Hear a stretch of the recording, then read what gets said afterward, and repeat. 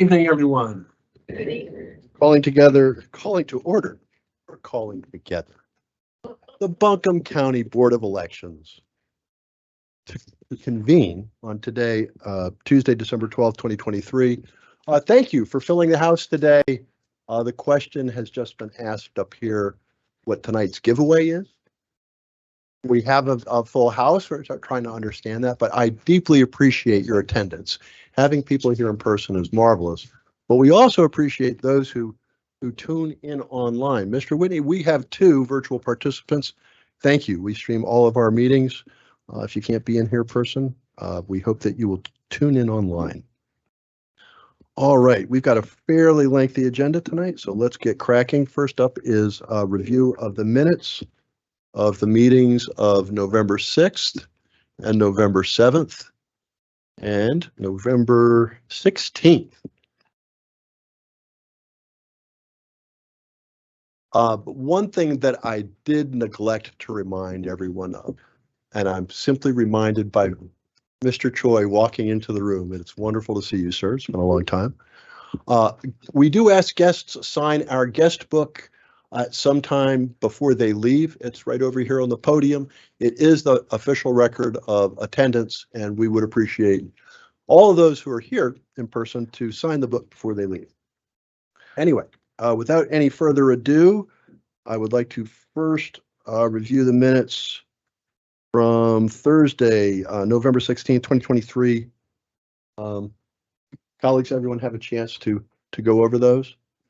Good, thank you. I would like to thank Ms. Moore for her distribution of the minutes and responding to comments from the board. It makes this part of the meeting go a lot more quickly. Thank you. All those in favor of approving the minutes of Thursday, November 16th, please say aye. Aye. All those opposed, nay. The motion carries 5-0. Next, we have the minutes from Friday, November 17th, 2023, which was Canvas Day. That was the day that we concluded the municipal elections. I assume everyone's had a chance to give these the once over twice. I move that we approve the minutes of Friday, November 17th, 2023. All those in favor of the motion, please say aye. Aye. All those opposed, nay. Thank you. The motion carries 5-0. Next on the agenda is office updates. Director Duncan. Thank you. You are correct. We have a lot to cover today. We'll be going over voting location changes, and I did want to pause there and mention that we have a new person, Ryan Oliver, as you met recently in that position, and we've been looking for a replacement for 57.1 for a while. It's a fire department that's under renovation, and he was able to find one like that and secure a location for us. So I'm very proud of our new the new person to join our team. Thank you, Mr. Oliver. Well done. We will also be suggesting MAT appointments today. Justin will go over that. At the end of my office updates today, Karen will give an update on the poll worker survey. It's a small update there. And then also some changes that 747 brings with that. And we'll also go over the director delegations and job description. And then lastly, we'll spend some time on our first presentation of budget. So that's what we're doing today. Other updates, filing is in progress.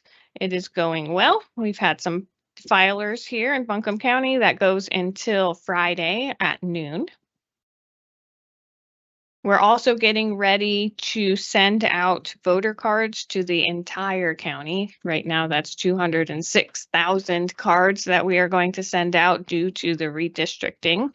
So that will happen soon. Voters will get those in January. We have to send them out in shifts because there's so many of them, but we'll start sending them out at the beginning of January, and everyone should have them by the end of January. We're also working with HR to post our new candidate coordinator position. We're hoping that position's able to be hired at the beginning of February. I think that that's a pretty ambitious cycle to be able to hire in. So I'm not sure that we'll actually have them in February, but that's what we're aiming for.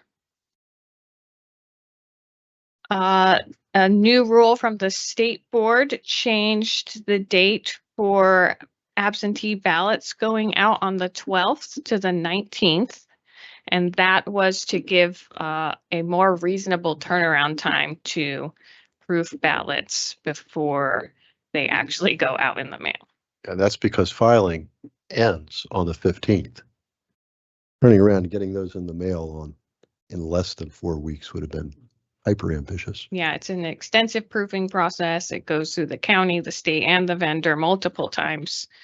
So it's a very important process. Very. There was also an injunction placed on Senate Bill 749 or Session Law 2023-139. That's the one that dealt with the structure of elections at a bunch of different levels, including the structure of our board. So that means that we will remain as the board that we are until that's heard again. Senate Bill 747, Session Law 2023-140 is still in place. That has a lot of changes. So some of those are the absentee deadline is now election day. Same day registrations, these are kind of ones that will affect us or you that you'll be impacted by most clearly. Same day registrations, there's some changes on those. They have to go through the full verification process. So we send out 2 cards. If 2 of those come back, which means that they're not verified, we have to pull those ballots. So that's something that the board will see happening. There's also no outside funding allowed anymore for elections. So in 2020 was the last time that we used grants. So we haven't needed that since 2020, but now it is something that we are not allowed to utilize. We also will be given jury duty records for people who say that they are not citizens to help us keep our voter rolls updated. The observer rules, there's quite a bit of changes to observer rules. And part of the law requires that the state board come together to build actual rules. And they're doing that currently. They had an open public comment for that recently. And they will be, handing those down to the counties as soon as they can. So we'll have more on that, hopefully not in the not too distant future.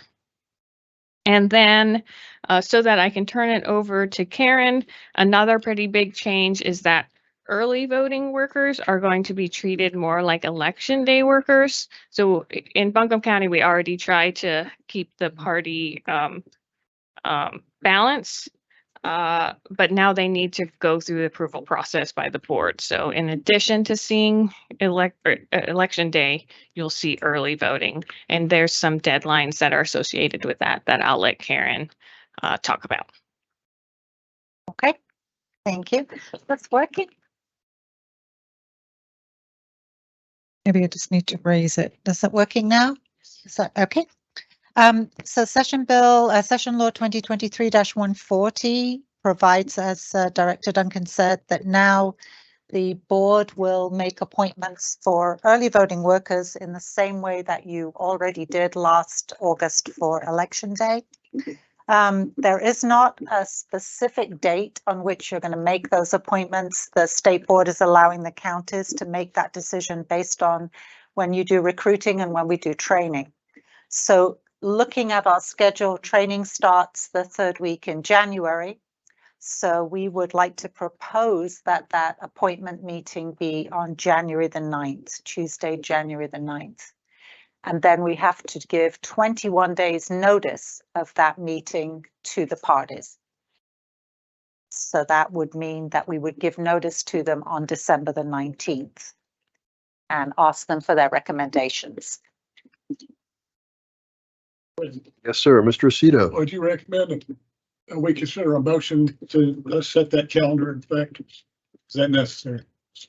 Yeah, we do have to establish a meeting for Tuesday, January the 9th to make sure that we handle those Hello. Hi, how are you? Make sure that we handle those appointments in time. Now, I regret to inform the board, I will be on an airplane on the way to Italy, hopefully on Tuesday the 9th. Can I come? No, I thank you for the heads up. I appreciate that. And And I bought the ticket. well, no, look, I mean, this board works most effectively when all five of us are here, and I hate it when any of us is not here. Yeah, that being the case, I'm not expecting a whole lot of controversy surrounding this issue. Director Duncan, do you want to say something? That requires all of the board's. That is correct. It does not. Making these appointments does not Well, then require. I will be waving at you through the window as I pass over. Director Duncan, did you have additional? I just wanted Observation. to remind that we have that as a tentative date on the calendar for finalizing the budget. We can also set, depending on what we get through today and how comfortable you are with things, that can be the finalizing date.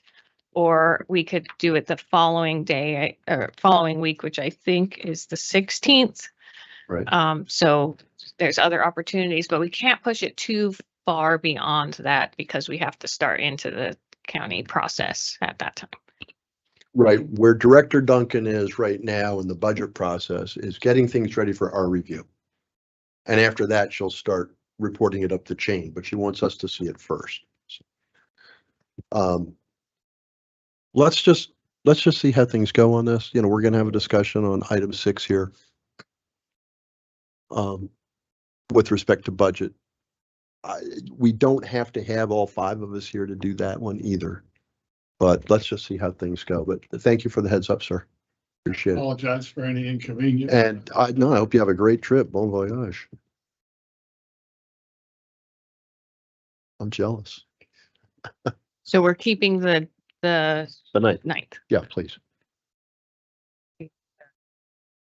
Do you want to do a motion because of how the state is requiring us to choose an appointment date? I think I would just do it just in case. I want to make sure that I understand the request. Do you think the state is expecting each county board of elections to announce a date for this meeting? So, okay. Understood. So this is for the public input part. This is community participation, which we value highly. Yeah, it's to help when that appointment date, it's to help poll workers know, oh, I need to go let my party know that I would like to be a poll worker and be on the appointment list. Right. But there is a requirement to do this by a certain date. We have to give 21 days notice and Right. 21 days is coming up. Okay. Okay. If we pushed it a week, what would be the ramifications? We would be incredibly close to training. Okay.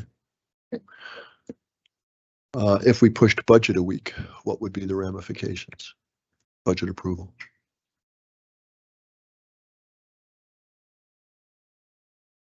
We pushed it to the 16th, Mhm.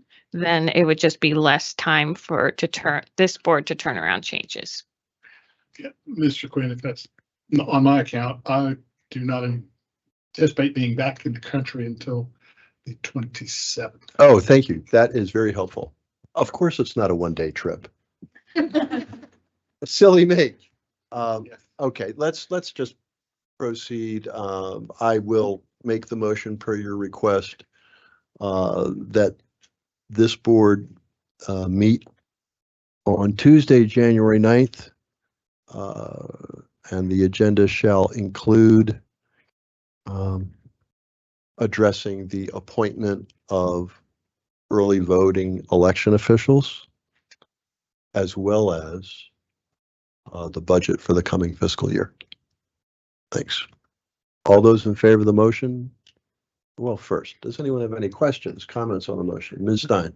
Yes, I just wanted to inform the board as well that I'm having some day surgery that day, but I should be able to participate online just fine. Okay. I'm sorry, did you say January 6th? Yes, sir. No, I'm 9th, sorry. 9th, Tuesday the 9th.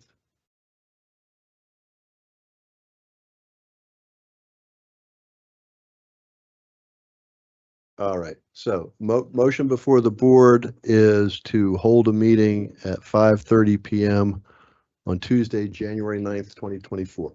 All those in favor of the motion, please say aye. Aye. Aye. All those opposed, nay. The motion carries 5-0. Please inform the state board that we will have the required public meeting on Tuesday, January 9th. As a lead into the appointment of early voting officials. Thank you. Is that it for office updates? Ms. Ray? Yes. Go ahead.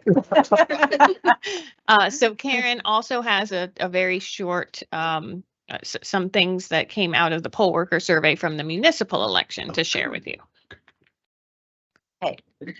So the survey went out. We had 31 election day poll workers. That's 9 precincts. They each had a chief judge, a Democratic Party judge, a Republican Party judge, and 1 or 2 assistants, depending on how busy they were.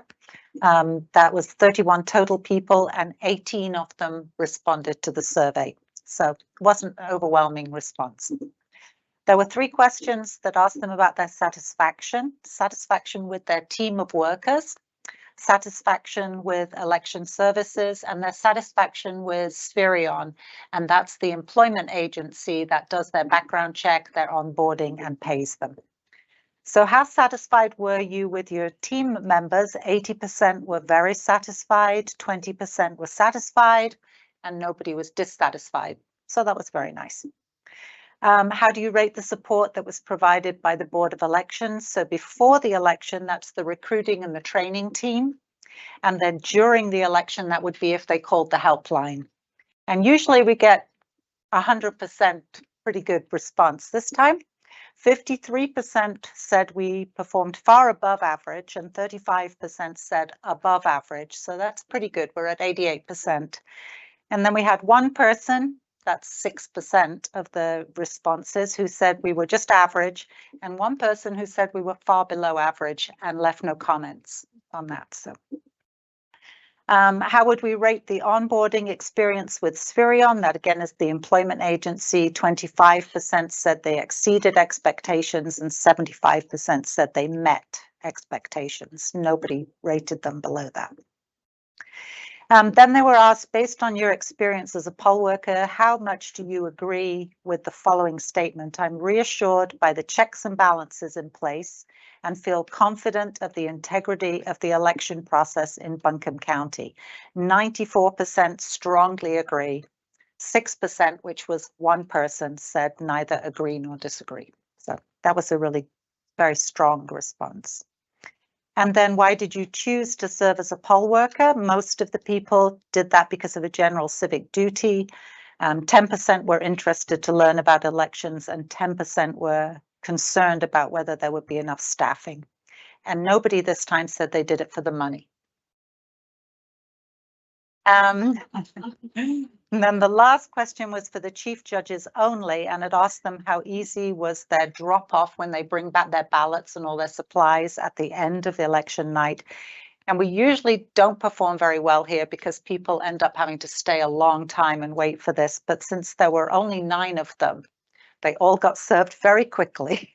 And so we had 57% said it was very easy and 43% said it was easy, and nobody said that it fell below that. So we were we did well. The longest person had to wait 20 minutes for checking out. Most of the people were served under 15 minutes. So it was not surprising that they were pretty happy. And that's all I have. Thank you. Does anyone have any questions for Ms. Ray? Congratulations. Yes. Thank you. I want to thank staff for understanding the plight of our precinct officials and taking the steps to streamline the process. It gets better every time. Granted, 9 sites makes it a little bit easier, but so does organization. Thank you. And Chairman Quinn, we did do a review of that process and changed it for this election. So we piloted in this election. So I do think that even with the increased numbers, I think we'll have an improvement in the primary. Very good. Thank you very much, Ms. Ray.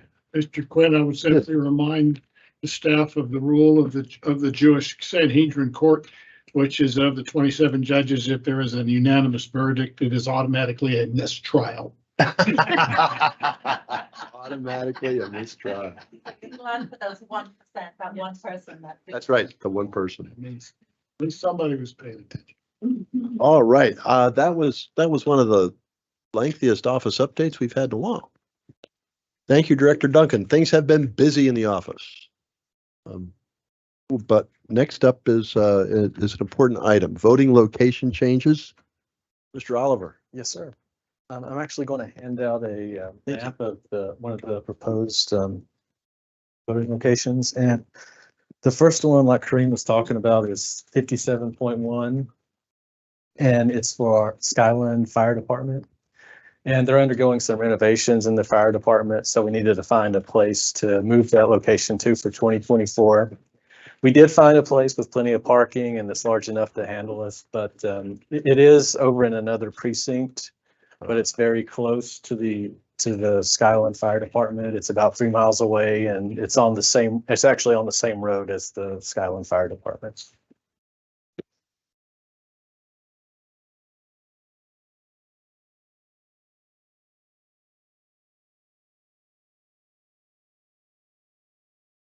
And that place is in Grove Baptist Church. Yes. No, I see. No, thank you.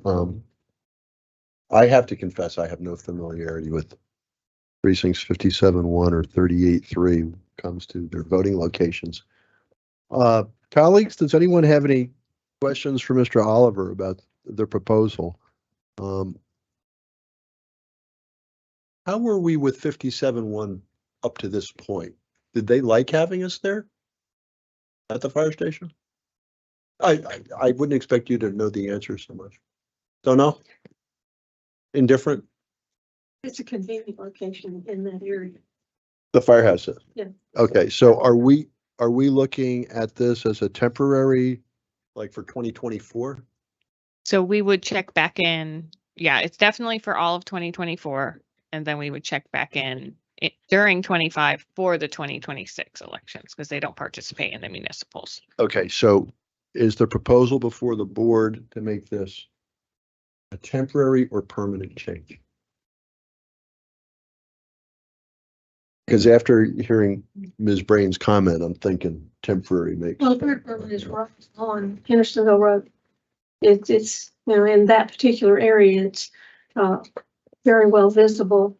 It's used for other community. We're getting those. Yeah, Yeah, It's the substation. yeah, this is. Okay. it's substation Yeah, number 3. It's right off of it's just Concord down Road. here, and it's on Concord.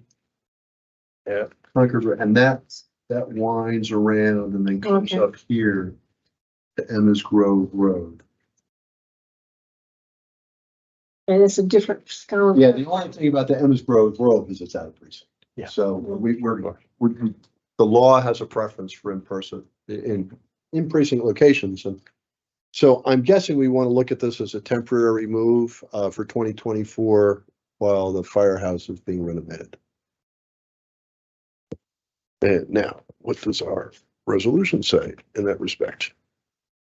Mr. Chair, and I have a sense of how large this distance is. I don't see any scale. Do you have a sense of how many miles it is from one? It's 3 miles. 3? Yeah. Thank you. Yeah, I'm just curious, are these heavily used? A lot of voters come to these precincts or?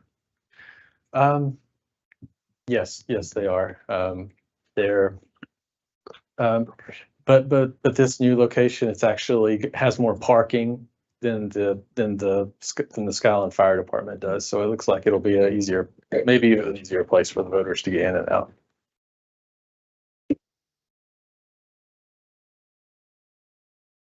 Yes, sir. Yes, sir, John. Mr. Stover. Could we hear the location? Yeah, all right. Thank you for your patience, ladies and gentlemen. We're talking about precinct 57.1, and that is currently located at 310 Williams Road in Fletcher. And the proposal is to have the 57.1 vote at 417 Emma's Grove Road. Emma's Grove Road is an extension of Concord Road. Any of us who live in Buncombe County know that the name of a particular thoroughfare can change any number of times as you traverse the road. This looks like another such example, but it's down in the southern part of the county. What is the facility that's there? What is it? Mr. Oliver, if you For- could help us For the understand. current location, No, for the proposed Oh, it's- 417. it's Emma's Grove Baptist Church. Okay, Emma's Grove Baptist. Thank you, sir. Baptist. And that's gonna be available for early voting. No, this is No, election Just day. election day. Yeah, yeah. Just election day. It's already been gone through the ADA surveys or satisfied with all of that. And so Thank you, Mr. Oliver. Any more questions? Colleagues, I move that we approve moving the location, the voting location of Buncombe County Precinct 57.1 from Skyland Fire Department to Emma's Grove Baptist Church. All those in favor of the motion, please say aye. Aye. All those opposed, nay. Thank you. The motion carries 5-0. Mr. Oliver, next up. And yes, we do have one more site. It's for our current location. It's at Shiloh Community Center. It's precinct 8.2. And we are proposing to move it to across the street to Friendship Center. They have more parking at the Friendship Center and also at the Shiloh Community Center. I believe they have more activities going on during the day. And at Friendship Center, that site would be used strictly for voting. So, Thank you. And we're using it for 2.5 weeks of early voting yes. as a preliminary to election day. I'll add anecdotally that I've heard from any number of people that Friendship Center would be an improvement over Shiloh Center for the reasons that Mr. Oliver's already articulated with respect to the level of activities and the ease of parking your vehicle. So thank you for digging into this. Anyone have any questions for Mr. Oliver about the proposal? All right, I would like to move that the board approve moving the voting location of Buncombe County Precinct 8.2 from the Shiloh Community Center to the Friendship Center. All those in favor of the motion, please say aye. Aye. All those opposed, nay. Thank you. The motion carries 5-0. Mr. Oliver, it's wonderful having you on board. Thank you for your good work. Thank you, sir.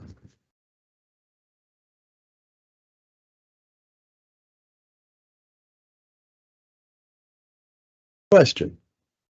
Director Duncan? Thank you. Seeing as you're going to do a big 206,000 card mail out, would you take care of these precincts in that mail out, or would it be a separate mail out?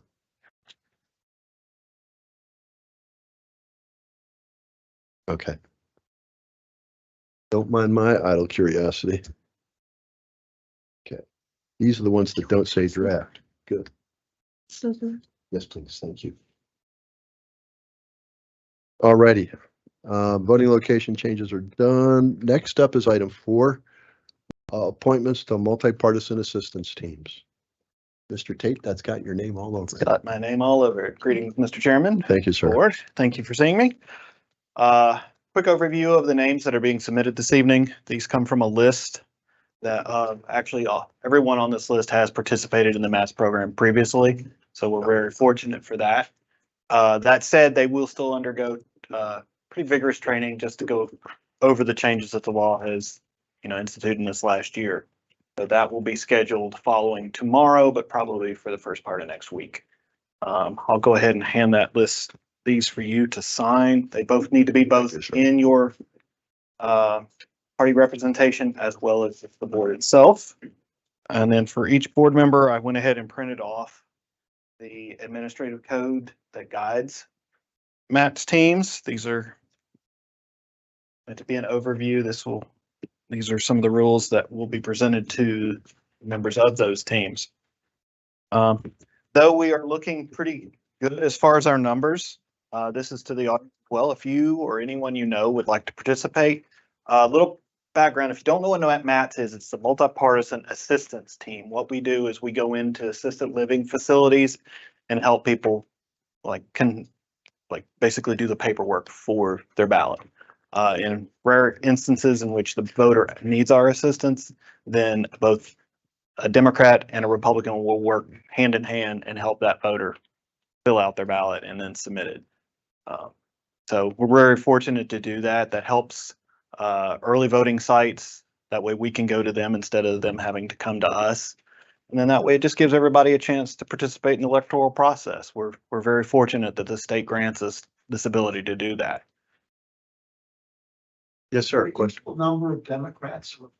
Yes, sir. On the teams. Right now, I think we're heavier on the Democrats. So if someone's a Republican and they would like to participate, please reach out to me. Would you? Absolutely. Yes. We can, but we prefer to have it Right. bipartisan as far as the teams go. But yes, we absolutely can use them. Yeah, we also use unaffiliated registrants as election officials. The parties have a preference in that appointment process, thank you, just as they do with multi-partisan assistance teams. But we value everyone's interest in the operation, and where we can place unaffiliateds, we do. Thank you. One more question, then we're going to proceed.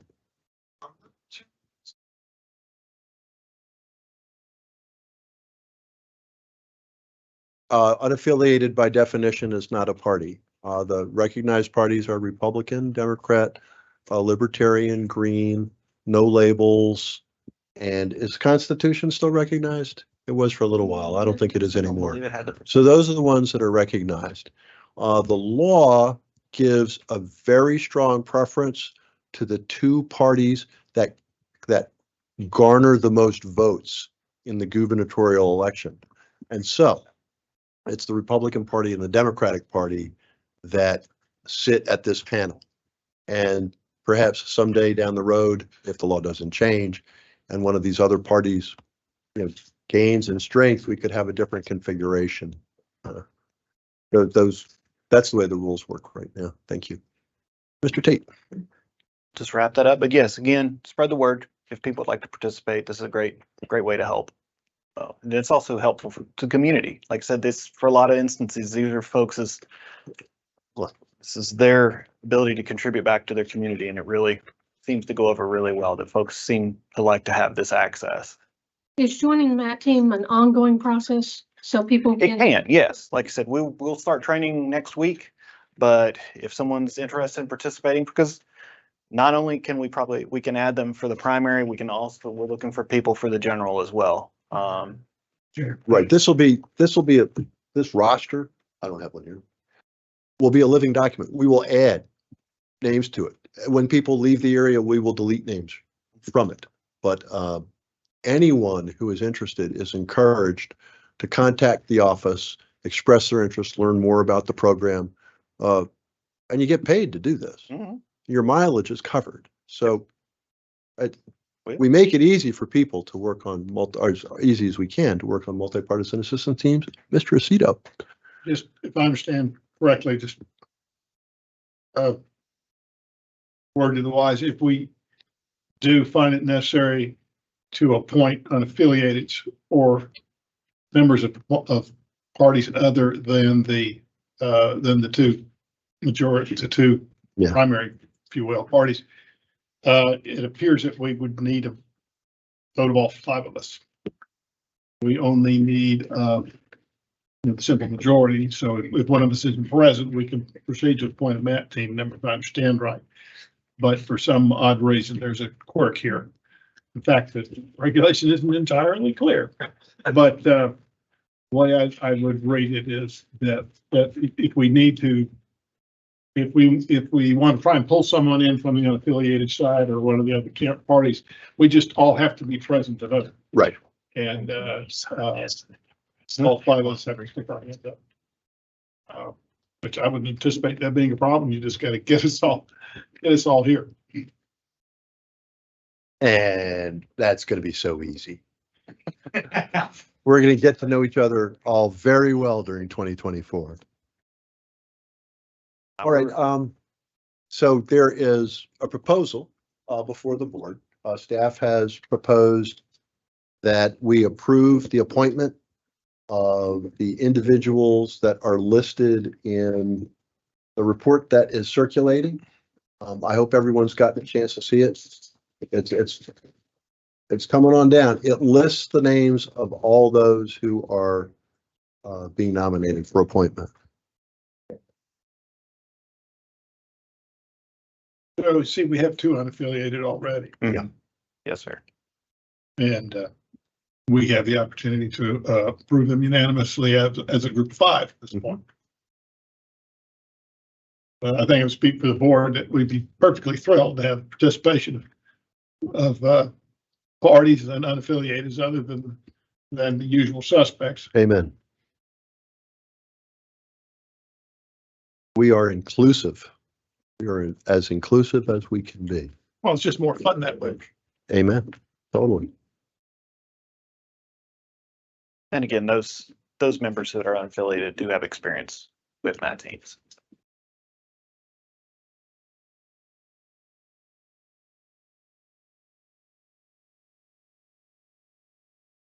I wanted everyone to have a chance to take a look at that list before we proceeded with a vote.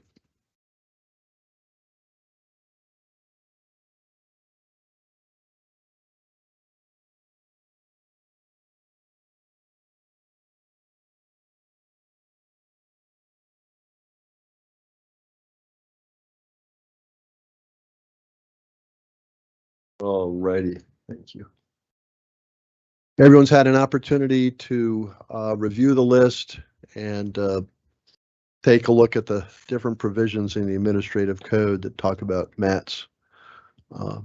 All those in favor of the appointments as recommended by staff, please say aye. Aye.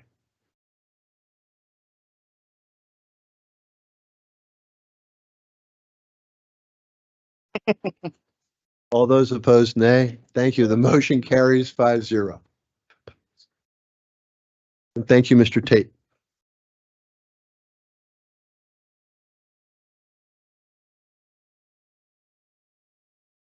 And known for my due diligence. That may do that. Dudley due diligence. All righty, so we shall now sign the paperwork. Thanks. Making the MAT appointments official, and then we shall move on to director delegations.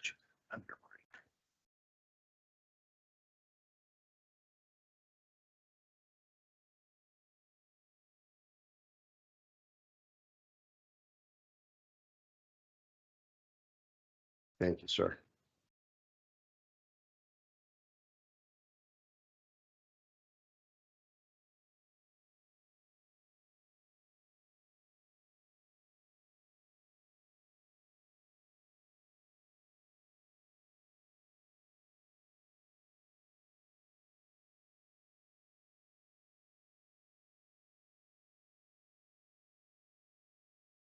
And so I just want y'all to know the way this works here. Pursuant to the comments or the observations Mr. Cito was making. The Democratic appointees say okay to the Democratic nominee. The Republican appointees say okay to the Republican appointees. And all of us have to say okay to the unaffiliated. That's the way it works.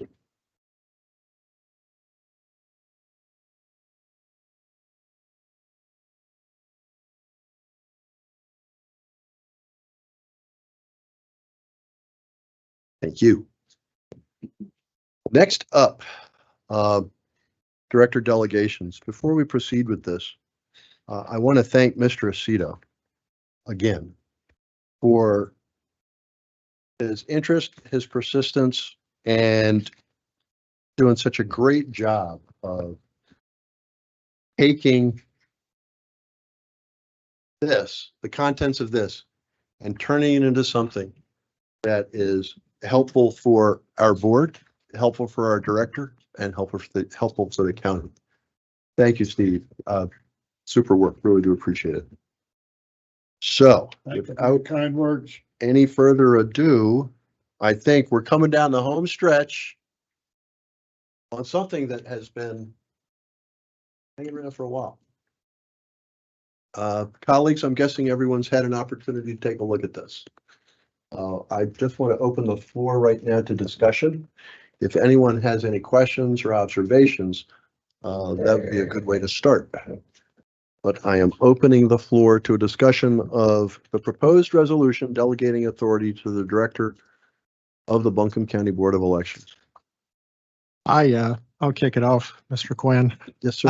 Schultz. The one area, overall, it looks fine to me. The one area which I've previously made comments about is I think the board ought to retain its authority to make the final decision regarding the involuntary discharge termination, or the statute uses the term removal of any permanent full-time employees, leaving any lesser discipline for those employees to the director, and leaving the director with discretion to take any disciplinary action against part-time seasonal employees.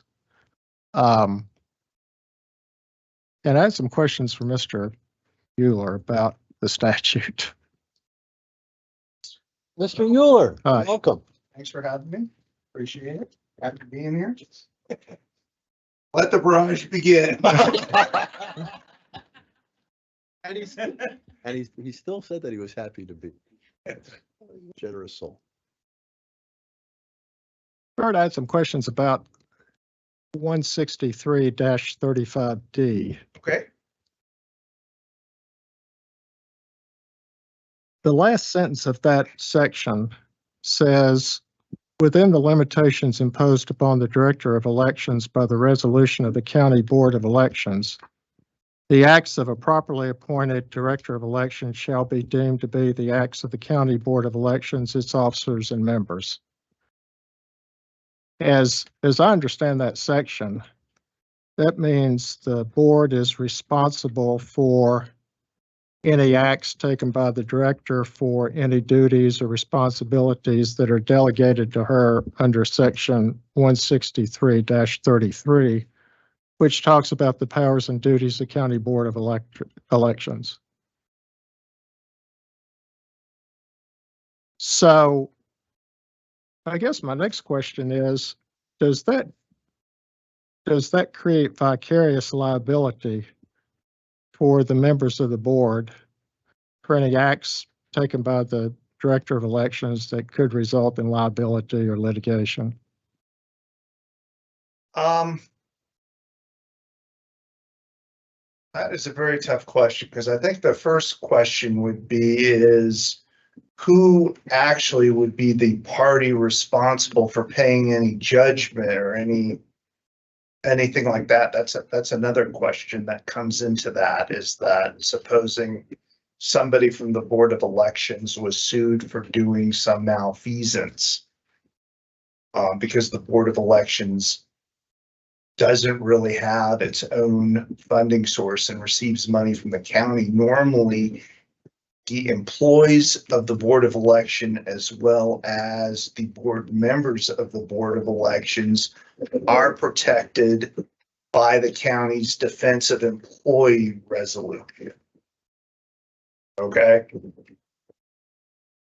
So in that as long as you are not doing something that's, illegal,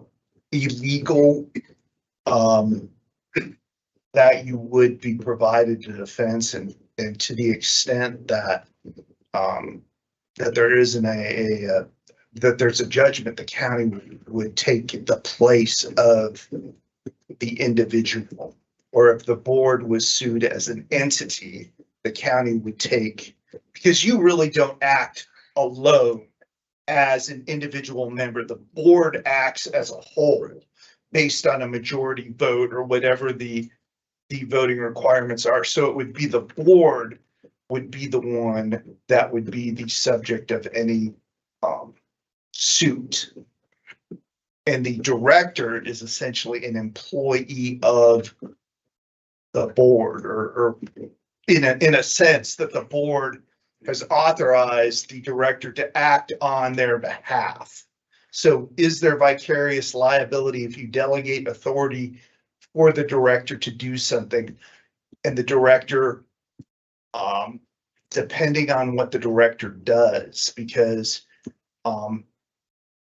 there's different kinds of liability. If it's a state tort or it's a state law type of violation, there is respondent superior, which is basically that the employer is responsible for the actions of the employee. However, if it is a federal 1983 lawsuit, which is basically a violation of one's, where someone is alleging that their civil rights are violated or that somebody acted in an unconstitutional manner, the individual who does the act could be liable.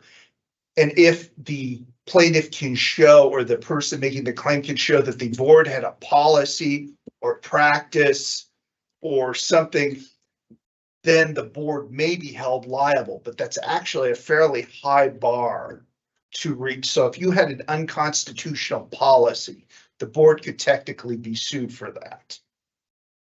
I may be going too deep in the woods, and if Well, I am, I apologize, but I know it's a rather the relationship between the county entity, the county government, and the Board of Elections is a rather unique and one that is not really clearly defined by the general statutes. So you talked about a resolution passed by the commission, by the, I guess, the Board of Commissioners for employee defense of claims. And you're saying that would apply to Ms. Duncan and the board? To the extent that if you passed a policy or things like that, yes, I would think that as long as you're acting within the course and scope of your duties, that one or two things, either the state Board of Elections would step in on behalf of the board, or the county. I don't think that you would be on your own, because once again, you're kind of a hybrid entity, or you have connections to the state Board of Elections as well as to the county. So if there was vicarious liability, theoretically vicarious liability of the board members for some action of the director, the county would provide a defense and indemnity for any judgment. Well, once again, when you're talking about liability for the board members, I think you need to make sure that you're clear about whether you have individual liability, which is, you personally, your personal assets are at stake, versus liability of the board for the board taking an action where your personal assets are not at stake.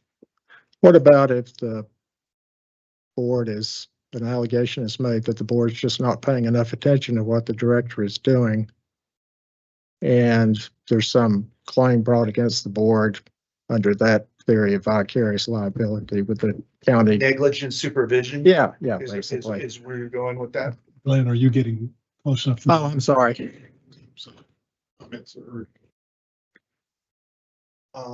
With the county, and I know I'm kind of throwing out these hypotheticals, but No, that's fine.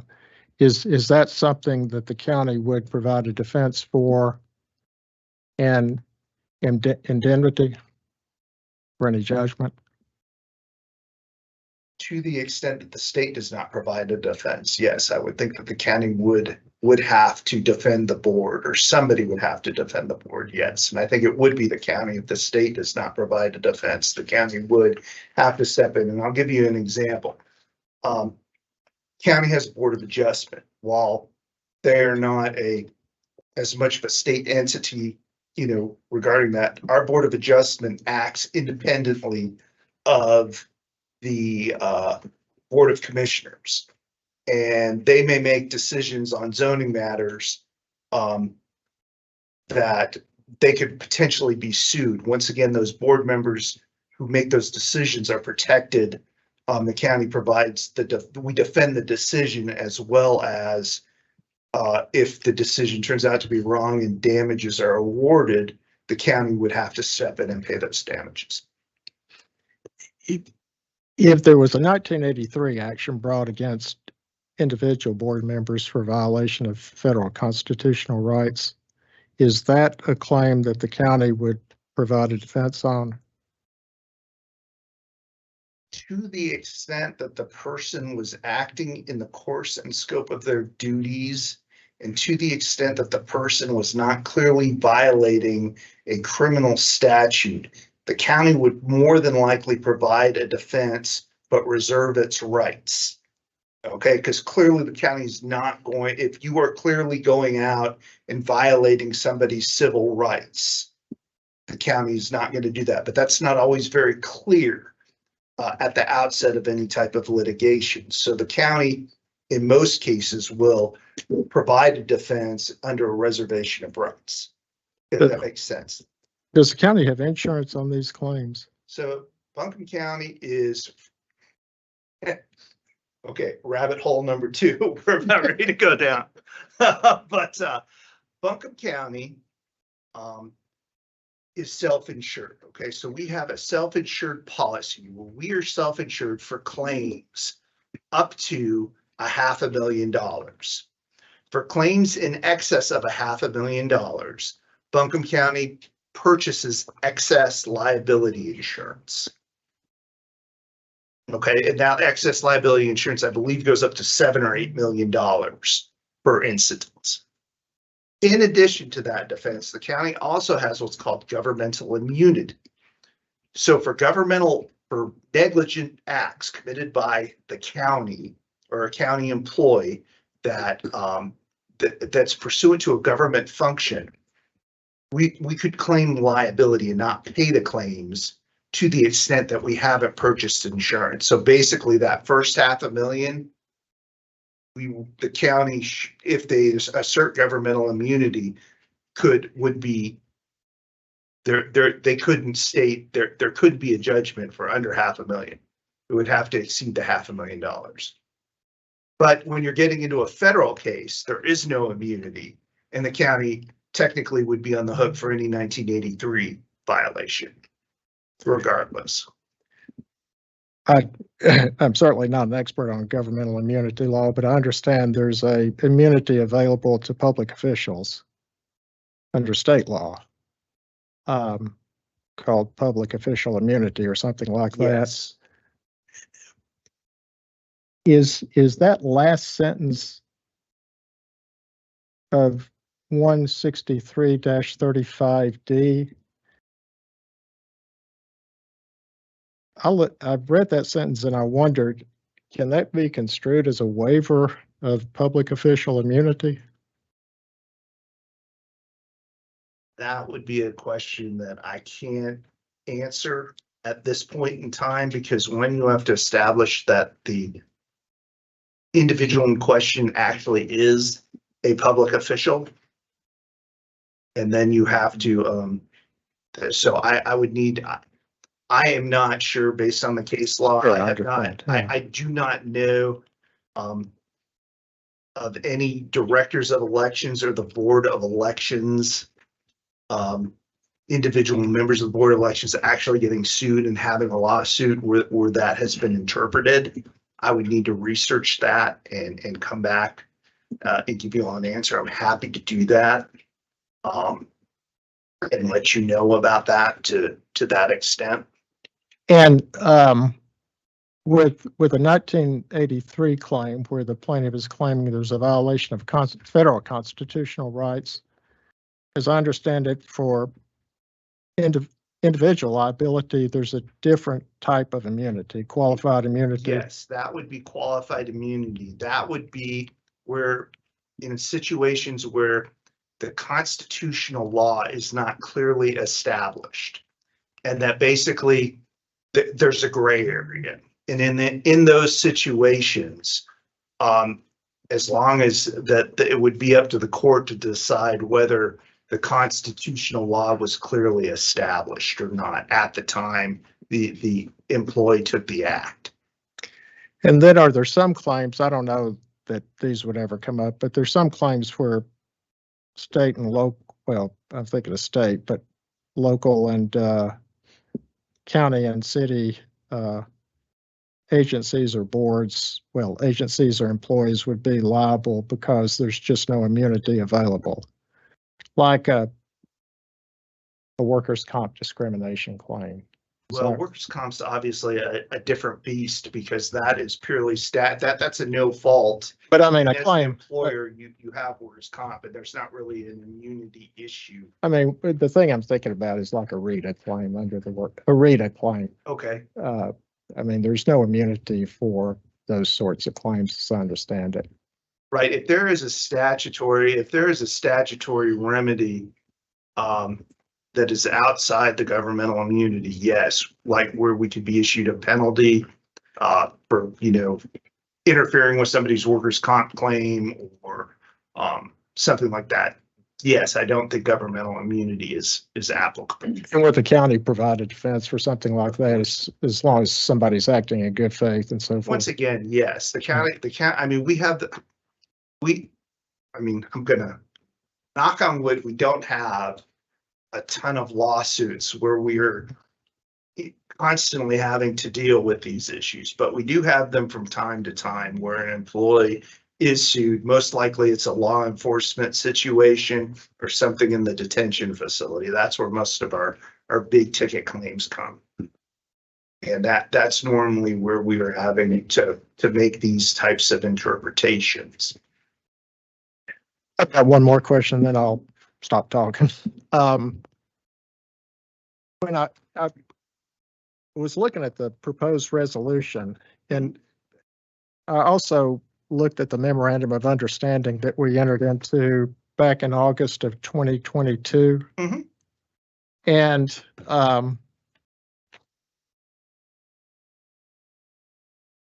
have you got that document? I have it, yes. I can call it up. Okay.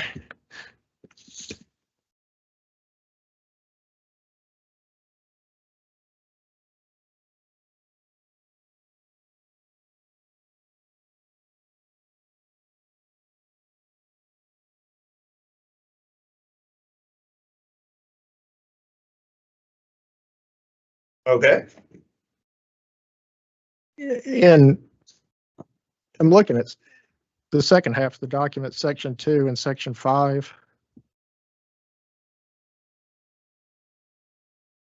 And quite honestly, I was on the board back then, but I just don't remember exactly what the discussion was about this. But in section 2, it says the director of elections will serve as the appointing authority for all election services, disciplinary actions, and grievances, which suggests that, at least in terms of this document, the director of elections has already got the authority to take disciplinary actions and hear grievances. And then it goes on to talk about a grievance procedure, potential grievance procedure. And then section 5 says this MOU does not affect the Board of Elections statutory authority to appoint and remove employees.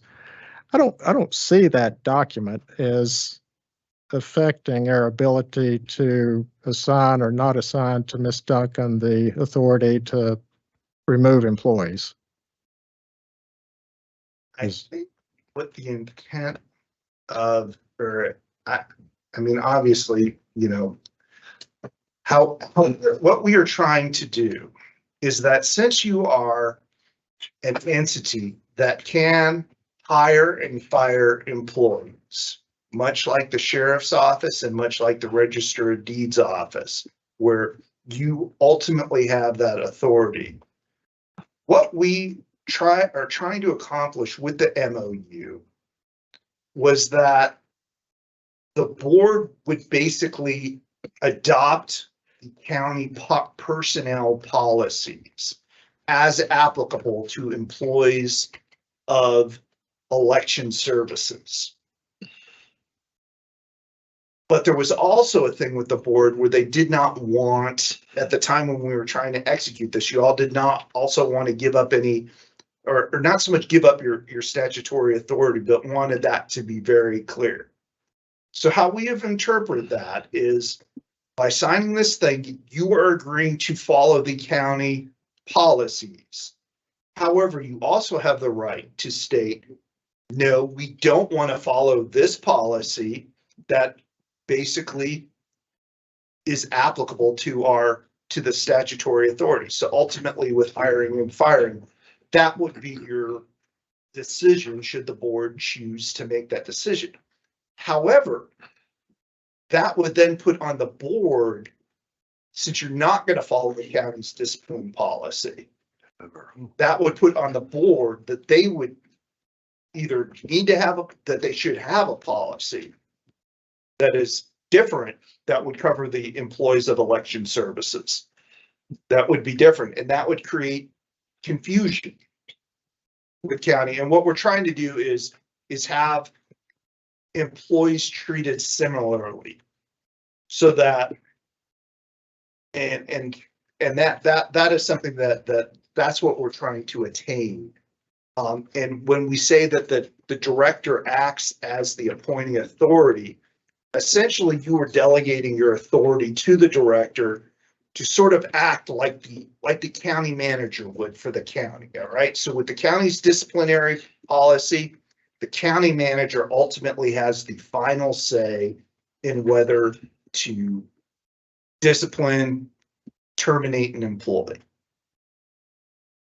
But this, I mean, you don't see this document as affecting or derogating their authority to assign or not assign Ms. Duncan the power to take disciplinary actions up to and including removal as set forth in the statute. I think that by signing that document, that technically now it's something that you can take back. That if you don't want to delegate that authority to her, you have the option of not delegating that authority to her. But I think based on the signing of the memo and based on adopting the county's disciplinary policy, that at this point in time, the director would be the final say in determining disciplinary actions. I just don't agree with that, I'm afraid. I just don't see that document affects our authority under 163-33-10 to decide whether or not to grant Ms. Duncan the authority to appoint and remove appoint and remove permanent full-time staff. And the reason I say that is that this document, I mean, this memorandum of understanding specifically says the MOU does not affect the Board of Elections' statutory authority to appoint and remove employees. To the extent that it does not conflict with, I mean, what the problem is that the county has a disciplinary policy. And that policy that has a final decision maker within that policy. If the board, I mean, it's really your discretion. If you want to delegate that authority to the director, I think you can delegate that authority to the director. If you don't want to delegate that authority, or you want to take back that authority, I think you have that option too. Okay. I'd like to take a time out just for a sec to get some clarification on how that authority is used or expected to be used in election services. And Director Duncan, I'm turning to you. We've spoken about this briefly, and you did note that the county is in the midst of developing a grievance procedure, or has one already, that employees in election services would have available to them. And there is an appeal process that you described to me that I would like you to share with my colleagues so they understand the reality here. Thank you. And Kurt, step in if I'm, We're a team. yes, yes. So the county's grievance policy, for most employees, goes to Avril, the assist, or the, county manager. And, there's someone who makes the decision and then she hears appeals. So the grievance process has multiple steps. So normally if an employee has an issue, and let's make sure that we distinguish between a grievance and a disciplinary appeal, okay? Because anything that has to do with discipline is handled under the county's disciplinary policy. Like a grievance would be, I don't like the fact that I can't wear open-toed shoes to work, or a non-employment, there are certain things that you can't grieve, you know, such as your benefits, your pay, you know, things like that. But other conditions of employment you can grieve. That would go to your supervisor. Your supervisor and you would meet, and the supervisor would render a decision. If you don't like the decision for the supervisor, you go up to their supervisor, and basically it ends up at if you keep appealing the decision, you could go all the way up to the county manager, and then the county manager's decision would be fine. That's for the grievance. That's for grievances. The disciplinary action procedure is different. Right. Now, for the disciplinary procedure, what we have is that the supervisor would make a recommendation to, in this case, it would be the director's assistant, who are the Nagy, I think is right. I'm not sure Nagy's title, and I'm sorry, Nagy, but deputy, but she's like the number two. So a supervisor would make a recommendation to the deputy. The deputy would then hold a pre-disciplinary hearing where the deputy would hear from the employee and basically get the employee's side of everything. Based on whatever documents and evidence, the deputy would make a decision as to whether, you know, whether to suspend without pay, demote, or fire.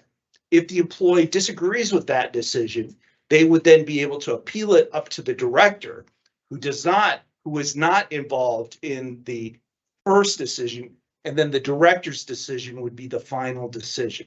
That's how it is with the county, where the assistant county manager, where the department director would make a referral more or less to the assistant county manager. The assistant county manager would hold the pre-disciplinary hearing. A decision would be made, and if you don't like that decision, you can appeal it up to the county manager. But we are not bound by that procedure and haven't adopted it. I think technically you have by signing the memorandum of understanding. I think the question is whether you all want to have a different procedure for disciplinary processes. No, it says the Board of Elections may adopt the county's disciplinary and grievance procedures or create its own separate policies. I remember distinctly this discussion a couple of years ago, and Mr. Carpenter, who was on the board at the time, was very much opposed to buying into the county's procedures.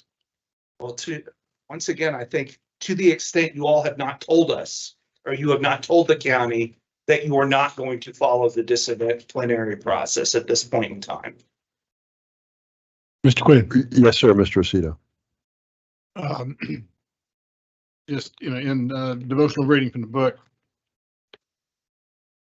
163:33:10 gives to this board the power to appoint and remove the board's clerk, assistant clerks, and other employees. So how I would understand this is that above all this is the idea that the statute is a firewall between the Board of Elections and the functions that the elected officials have authority over. The idea being that this is like a brain-blood barrier. There is no crossover in that discretion or in that authority. And such that it should ever appear that an elected official has any influence over the policies and procedures of the Board of Elections. And that's kind of world without end. Amen. Now, as far as procedures are concerned, what I thought that this board did was that we incorporated procedures that the county has of grievance, but not the authority to discipline, hire, or fire, because we can't delegate that. We couldn't if we wanted to. The only person we can delegate to is this nice lady sitting right here. That the statute allows. We can't delegate diddly squat to the county manager, to anybody. And most recently, we issued a resolution to the effect that we were asserting as a board the authority to determine the compensation of the director. So according to statute.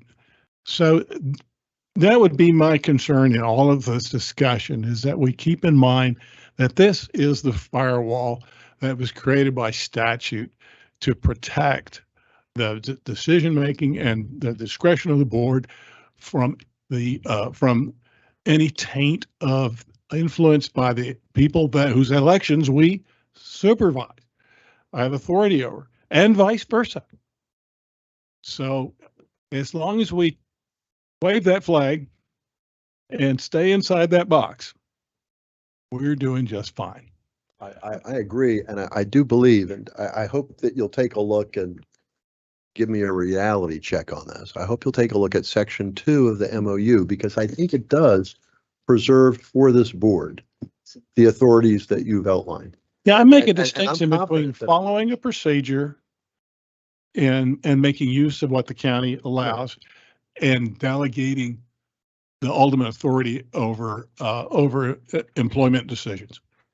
You know, Uh, I'm sorry, go ahead. Well, yeah, and go, yeah, and But- please but- split that hair with me, Glenn. No, because I think I couldn't, that's And a if I a really understand good it- observation, but I mean, assuming we could adopt the grievance procedure of the county, my feeling is that we're kind of, I mean, just assuming we could, and I know that, you know, you're, understand your concern. I think that just kind of introduces into the personnel practices of the Board of Elections and election services a lot to have to deal with for 2024. I mean, 2024 is going to be a big year in elections. And I think it's just not a good idea to kind of make all these big changes to the personnel practices of the Board of Elections or the election services, since it works pretty well on its own. I mean, we can come back to it after 2024, but 2024 is going to, there's a lot of changes already in the election laws. I just don't think it's a good idea to try to ask election services to kind of wrap their heads around a grievance procedure, even though there may not be a grievance procedure filed or a disciplinary action procedure. I just think it's a lot to ask them to do, because for an election year like this, and I haven't been through one, a presidential election year, even when everybody's healthy and getting outside. Strap in. But, you know, they have to ramp up this enormous increase in the workforce Mhm. for a primary and a presidential election. And they've just got other things to worry about than the Buncombe County grievance procedure and the disciplinary action. You know, maybe in 2025, that's something to come back to. But I was just thinking 2024, that's not something that should be done right now. Mr. Mr. Pacino. We got, I think, we got a lot of good advice from Mr. Euler, but one of the things that kind of jump out at me, and I hope I don't put words in Mr. Euler's mouth, but what I'm hearing is that before we say that we do not wish to adopt the county's procedure, has this board by resolution adopted a procedure that is in the same manner that we come up with this resolution. Right. I mean, we've got it down now. We know what we've delegated to our director. So, do we have a grievance procedure that, and I'm hearing, Kurt, that you're saying that if you want your own grievance procedure, well, just be that way. But what the heck is it? That's what I'm hearing. Sure. And where would we find this? And that's pretty darn good advice. So the question is, do we have such an animal? Where is it found?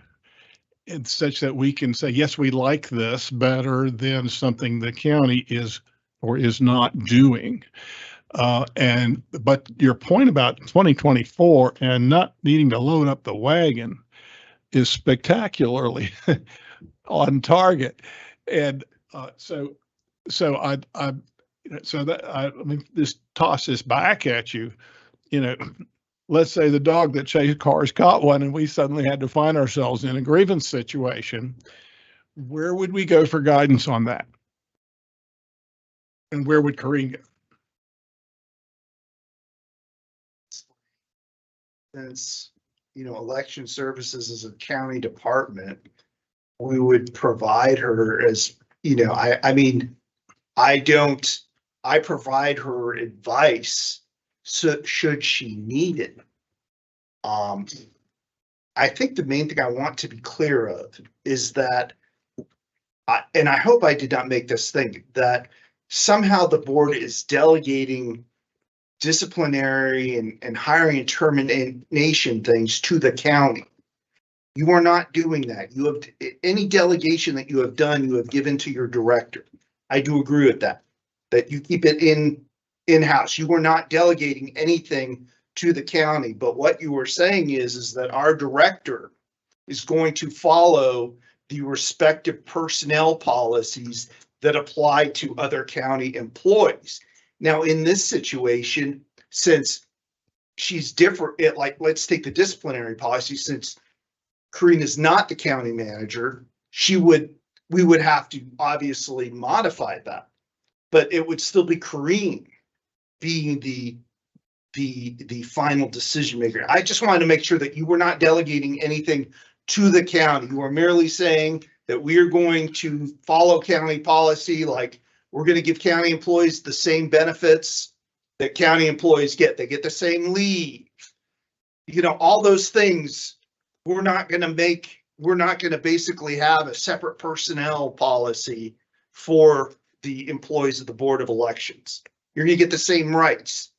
And I think that's something you all want to think about too, before making this decision. I would caution, just on the basis of the county's personnel and discipline policy says that an employee cannot be terminated for just cause. Okay, so that gives the employee who has served their probationary period 1 year a property interest in their job. Should you decide that that's not what you want to follow, that employee could potentially become at will and serve at the will, that would once again make it very difficult. Now, we have that situation with the sheriff. Employees work at will for the sheriff, and that's very different from the rest of the county. They work at will for the Board of Elections, but by following the county's disciplinary policy, that is something that is built in there, that is a protection for employees, that if taken away, that may be a concern to the employees. And the key word is protection. We want to afford protections to election services staff that are available to other Buncombe County employees. If we fail to do that, we make it harder to hire, but we also create a different class of county employee. And that is something that as one member of this board, I am not interested in seeing happen. I think that there is tremendous value in using the infrastructure that county government gives us. And part of that infrastructure is the disciplinary procedure and the grievance procedure. I'm very leery about the wisdom of. You mean you're leery of doing that? I'm very leery of having our own separate policy. I'm very leery of developing the Board of Elections Human Resources Office. Well, I mean, but I like taking advantage of the offices and the expertise that the county already has resident. yeah, but do you want to turn over disciplinary actions against an employee to somebody outside of the Board of Elections? No. And I just, when I read section 2 of our memorandum of understanding, I didn't think that we were doing that. In fact, we go to great pains to say that we are retaining our authority to appoint or terminate, et cetera. And I'm not interested in giving that up, but I am interested in having our staff understand that they aren't just Board of Elections employees, they are Buncombe County employees, and they have the same protections that all the other full-time county employees have. But wouldn't that involve adopting the county's grievance procedure and disciplinary action procedure? Well, So it's it's the mechanism. We're using the same mechanism so that if you have a grievance, you have an opportunity to state your grievance, have it heard, and then appeal that decision if it seems appropriate. And in the disciplinary sphere, you also have a process that's mapped out. And that means this board doesn't need to map one out on its own. Because if we don't use what the county has, I believe we have an obligation to our staff to outline how it works here if you work for election services. And I just don't see the wisdom in having that be different. But again, I call everybody's attention to section 2. I think that section 2 is pretty clear in terms of making it obvious that this board has an interest in retaining its authority and not ceding it. Mr. Quinn, I want to be sure we didn't Okay. fuzz this up. And I'll let Mr. Schultz to speak into it, and make sure that doesn't happen. I'm hearing that, first of all, Mr. Schultz, again, not to put words in your mouth, but you were speaking to our director delegation resolution to the extent that, does this board want to fully delegate its hiring and firing authority to our director as part of our delegation? Then, but that's not the same thing as what happened in section 2 of the memorandum of understanding, which we've also raised and discussed, which is what is the procedure, regardless of, does Corrine execute it or does the board execute it? What is it? Does it track the county's procedure? Because that's what we're talking about. Are we delegating that to Corrine or not? Or to what extent are we holding any of that back? That's what I'm hearing. So somebody talked me into something on that. Okay, I thank you for clearing it up a little in my mind. Just a second, please. I just want to make sure that I'm understanding this. What I'm seeing is the county has policies in place with respect to discipline and grievances. And that's one animal. And right, and That's that one animal. that has a process that can end up on the desk of the county manager. And what I am seeing is No. okay. Well, just wait. Okay, Go ahead. Go let's ahead. see, I'm just trying to help me get it clear in my own head. And what I'm seeing is we have the exact same setup in the Board of Elections, and the process ends up on the director's desk. In neither case does the process end with the county commissioners or the Board of Elections. That's how I am seeing it. So please. Okay, to be clear, Please. the county manager, as I understand it, it's by statute, has no authority. We can't delegate to her, period. I I'm mean, sorry. she's out of this, and I that was would not clear. violate the firewall. I was not clear. So, I yeah, just- that's, I need to clarify my. yeah, there be dragons. We just got to. No. Okay. But, so here's an animal that says, we follow the county procedure, but we're not under the authority of the county manager and staff. Right. We kept that one. Right. But we don't have our own separate procedure. We haven't established one. So if you want to know what does Board of Elections do with respect to its employees, look at what the county does. And if that creates some rights in the employee, so be it, because that's what we've done. Then we have another animal over here. Mhm. And this animal is the board of directors resolution. And the question is, how much of this authority that the board has usurped by statute 163-3310 are we delegating to our director to act on our behalf? And so, that's the question that's on the Okay. agenda today, but we Okay. certainly need to clarify it. And I want to be sure I understand what's bothering Glenn, because I used to refer such questions to him when I was practicing law, because I didn't know what I was doing. That's why I let him do it.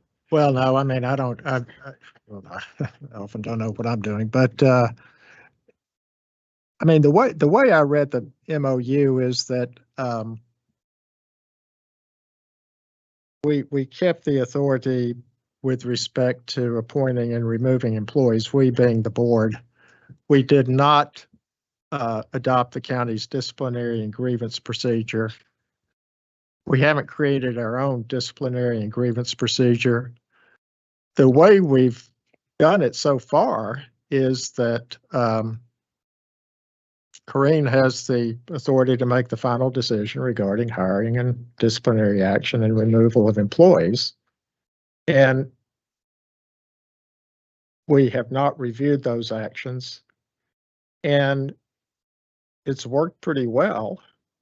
We haven't had, any serious claims made. It just seems to me like, and I understand what Mr. Quinn's concerns are about making the policies uniform across the workforce, because otherwise it may hinder the hiring of employees, and I just don't know to what extent it has, but I can see that point. It just seems to me like we're on the verge of entering into a big election year, creating a grievance procedure and doing all this stuff with everything else that's going on. And that's a lot for the managers and election services to kind of get a hold of, wrap their hands around, have something thrown on them. If we want to come back to this in 2025 or later, we could do that. But I guess the only change that I thought was viable going into 2024 is that we just delegate to Ms. Duncan all disciplinary authority for all employees, save one disciplinary action, and that is the involuntary termination or removal of a permanent full-time staff member. And, even that could create some problems, like what kind of, assuming the board kept that authority, how do you handle the termination? Do you have a hearing? Do you just have a presentation by the director? Does it depend on the kind of disciplinary action that's at issue? I mean, there could be all sorts of things that could come up, but it seems to me like, since it's such a small staff, that we could, if that comes up, and I doubt it would, frankly, before 2025, that we could fashion our own procedure in terms of what we think is fair, in terms of giving both sides the opportunity to make their presentation. That seems to me like sort of I realize it's a Band-Aid, but it sort of gives us more time to think about it, gets it over the hump of 2024. And as I understand it, Kurt, does Buncombe County have a new grievance and disciplinary action procedure that they just put into place? There were changes to it. It was on November 7th, the board took out some of these provisions from that were in the personnel ordinance and created a standalone policy. But yes, but it's essentially the same process. What we did is we changed the county manager being the person who heard the initial pre-disciplinary conference and made the final decision as well as the county manager being the same person who heard the appeal. We didn't feel that it's kind of like, I'm gonna make my decision and then you can appeal it to me again. And no, I haven't changed my mind. So we basically set up that structure where someone different is gonna be making the initial determination and the county manager makes the final determination. Mr. Quinn, Yes, sir, Mr. just CEO. for the sake of clarity, maybe we could bifurcate this discussion. And I also want to point out 163.33 too, that there are certain types of personnel decisions that as a board, we cannot delegate to anyone. That say that regarding chief judges, judges, assistants, and officers of elections and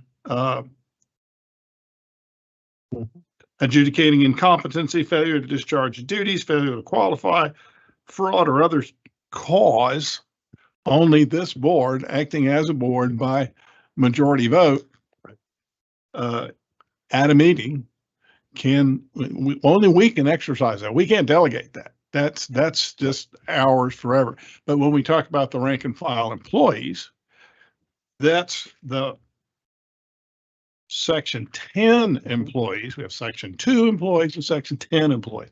Section 10 employees are the ones that I think we're talking about. Right. So let's bifurcate this, if we will. This is my suggestion, because I'm hearing that Glenn has expressed one concern, which is, shall this delegation include the ultimate right to ultimate decision on a discharge of a Section 10 employee? Glenn, am I getting that pretty close? Yeah, just that, Okay. And then there's another question that Glenn raises by implication, and that has to do with, what is our grievance procedure? Do we are we tracking whatever the county did on November 7th? Do we revisit it? What do we do with that? And how do we clarify that wherever you see, for example, county manager in the grievance procedure, you really see Elections director. elections director. Correct. I don't know that we've ever explicitly said that. And we get back to Kurt's advice that if we're going to do something that involves our action independent of the county's disciplinary staff, that we be explicit about that. Right. So, and I don't know that we ever were, but let's talk about, first of all, Glenn, with your permission and encouragement, I hope, let's talk about the question that he first raises, which is, do we want to delegate as part of our delegation of authority, termination of a 163.33.10 employee to our director, or do we want to retain that? Glenn, am I close to what you're thinking or asking there? Yeah, Just go I mean, into yeah, other- that's the only authority that I was kind of in favor of keeping, the authority to just make the final decision about the termination of any full-time election services staff. I mean, we're talking about a small group of people. I think I can narrow it down even further. This is not a permanent delegation of authority. This is a proposed delegation of authority from this board to Corrine M. Duncan and no one else. It says to the elections director, but should we find the need to go out, hire a new elections director, we would start this from scratch. When I read these delegations, I am reading a delegation from us to Ms. Duncan. But that's not what it reads. Whoa, whoa, whoa, whoa. Understand that these delegations can be pulled back immediately. And as soon as, if Ms. Duncan was no longer the elections director for Buncombe County, there would be no delegation of authority to her. These would be pulled back. We would start from scratch. We would go through the hiring process with a position description.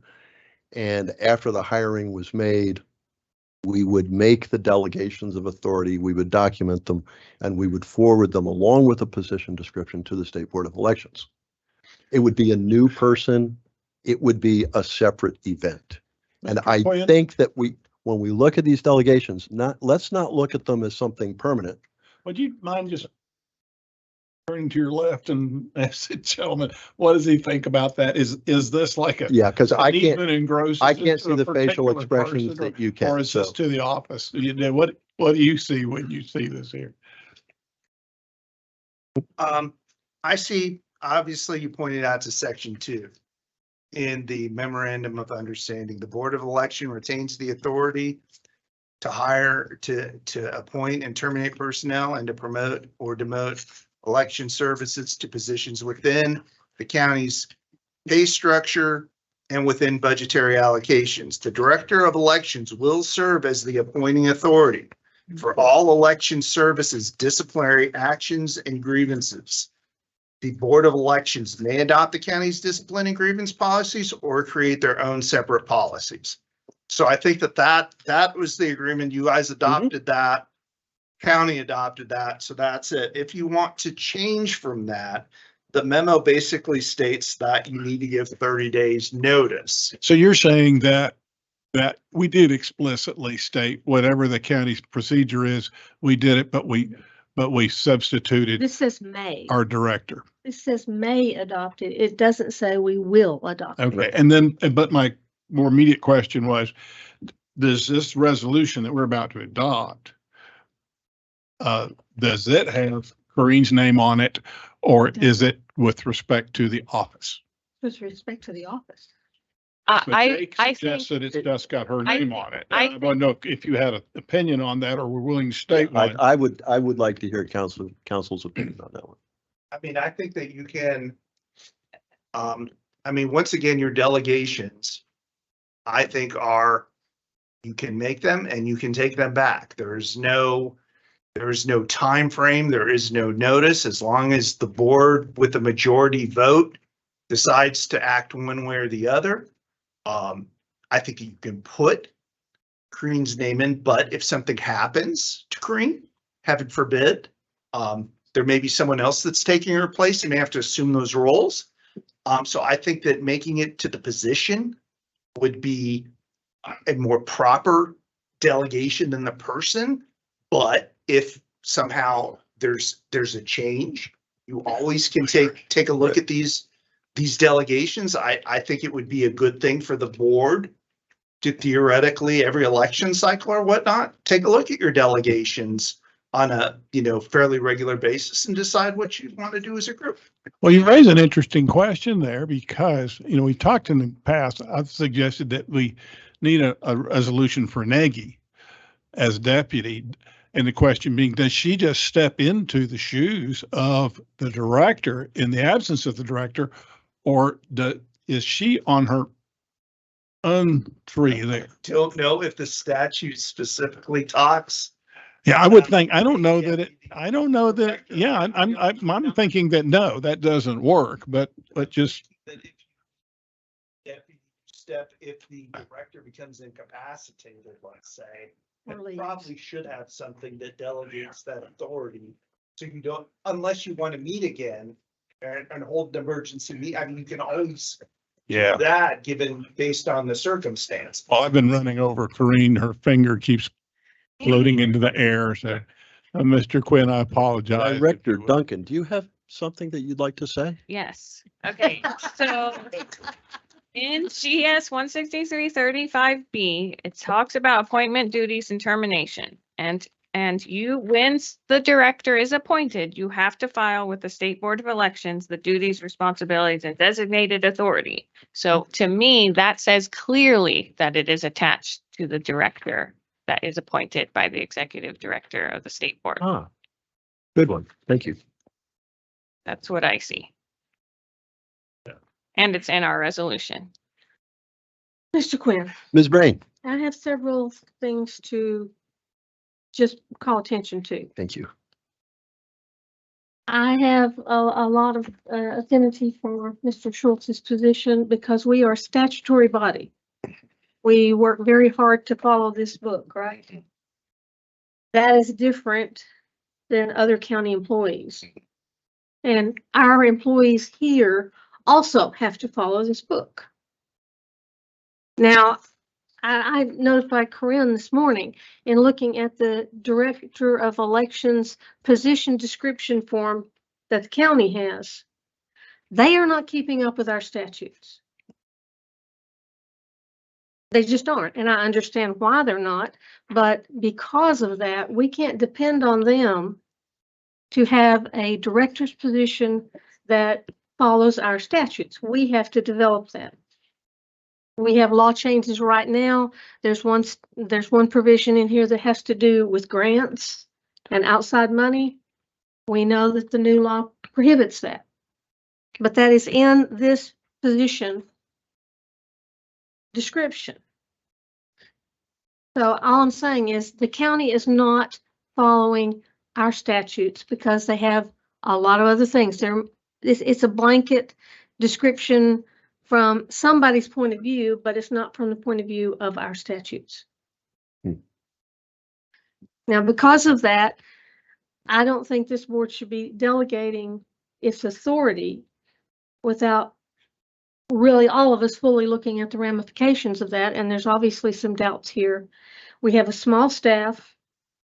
We know that Corinne can bring any employee problem that she thinks requires a termination to us if necessary.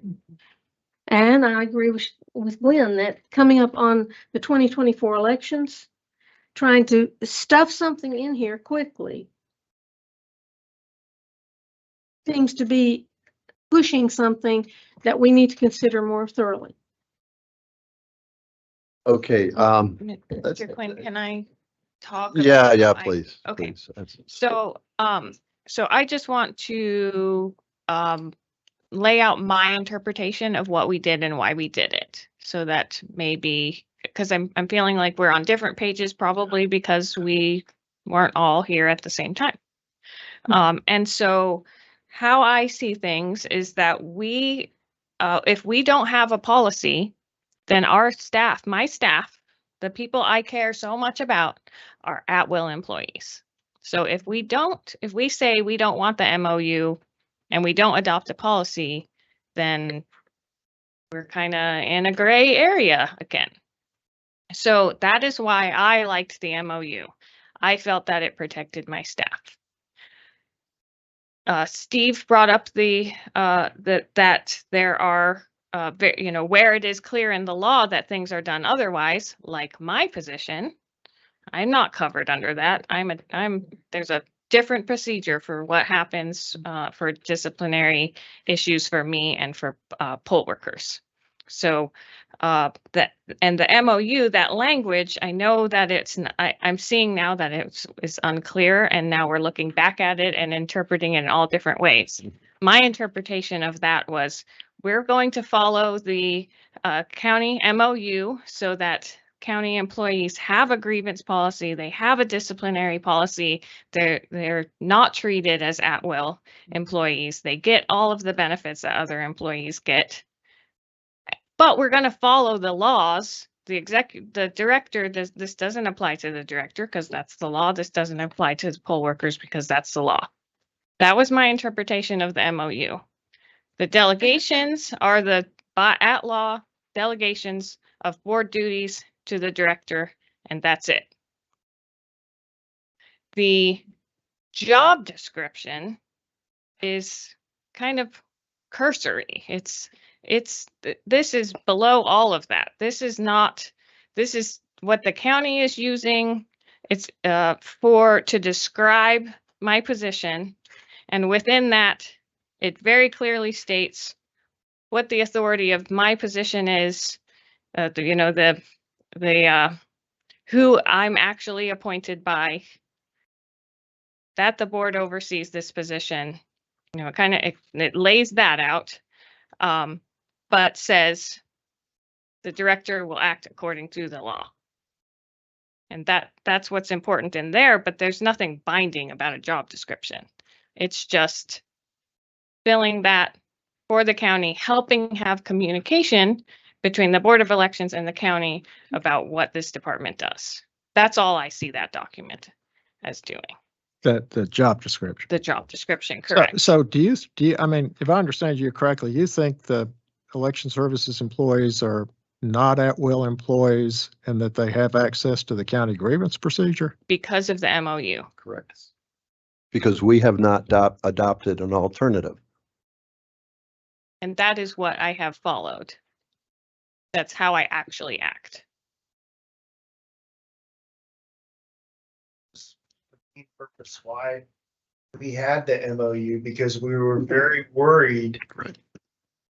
At least, and I can speak from the county standpoint, that we were worried about creating confusion as to what applied, what didn't apply, what procedures, and that's why we wanted these independent bodies to sort of acknowledge either we're going to follow your policies or we're going to come up with our own, so that employees would have clear guidance as to what they needed to do. I'm sorry, I just can't. I agree with I you. just don't see that in the MOU. The MOU says specifically the Board of Elections may adopt the county's disciplinary grievance procedures or create its own separate policies, which my understanding was there hasn't been a grievance policy created by the Board of Elections. And then it goes on to say in section 5, this MOU does not affect the Board of Elections statutory authority to appoint and remove employees. I just don't see that you can read this and say that election services employees are not at-will employees, that they have a property interest in their employment, and that the Board of Election Services is bound by the county's grievance procedure. He says the employees of election services shall be entitled to all the same benefits as granted to employees of Buncombe County.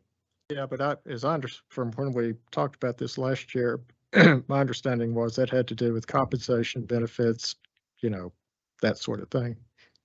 And that you're not an at-will employee. Yeah. Director Duncan, did you have something? I think what I'm hearing is that there's disagreement about what the MOU means. So maybe we need to amend it. I know that this just to get to this point, just to get the MOU signed was quite the chore. So, I mean, obviously I don't want to be speaking on behalf of the county as but obviously we want to work with you. I think that cooperation and clarity is key, because I think employees in today's day and age are concerned about this, especially, with the politicized atmosphere that we're all facing. Right. The Board of historically, the county Board of Election employees have always been treated as county employees under the personnel ordinance, under the personnel statutes, that they've gotten the same benefits. Everything has always been the same. But you're also fortunate in that you haven't had a lot of disciplinary actions to the extent that somebody's had to be terminated. So, obviously we're more than happy. The county, we just want clarity. That's basically it. We don't want to tell you, you obviously can decide how you want to. We just want to have clarity and make sure that when an employee says, what are my benefits? What are my, what happens if I disagree with my supervisor's decision, that they know where to go and they're not fumbling around with having different policies for different things. Mr. Euler, could you tell us how it works with other boards and commissions in Buncombe County? Well, unfortunately, we don't have other boards and commissions that are set up in the way that the board, you are more like an elected office. We have this book. Right. You are more like an elected official, such as the sheriff or the register of deeds. You are more in that category. I can say that we have tried to get more clarity. We're still working on that. I think the elected officials will follow what the sheriff clearly does not follow the county's disciplinary policy or the hiring and firing policy. The register of deeds, I don't think has had many of those issues, but they do follow, the hiring policies. Most of them follow all those policies, most of our policies. But deputies get the same benefits. Everybody gets the same benefits depending on, so What about something like ABC? we don't, ABC is not part of our Okay. personnel.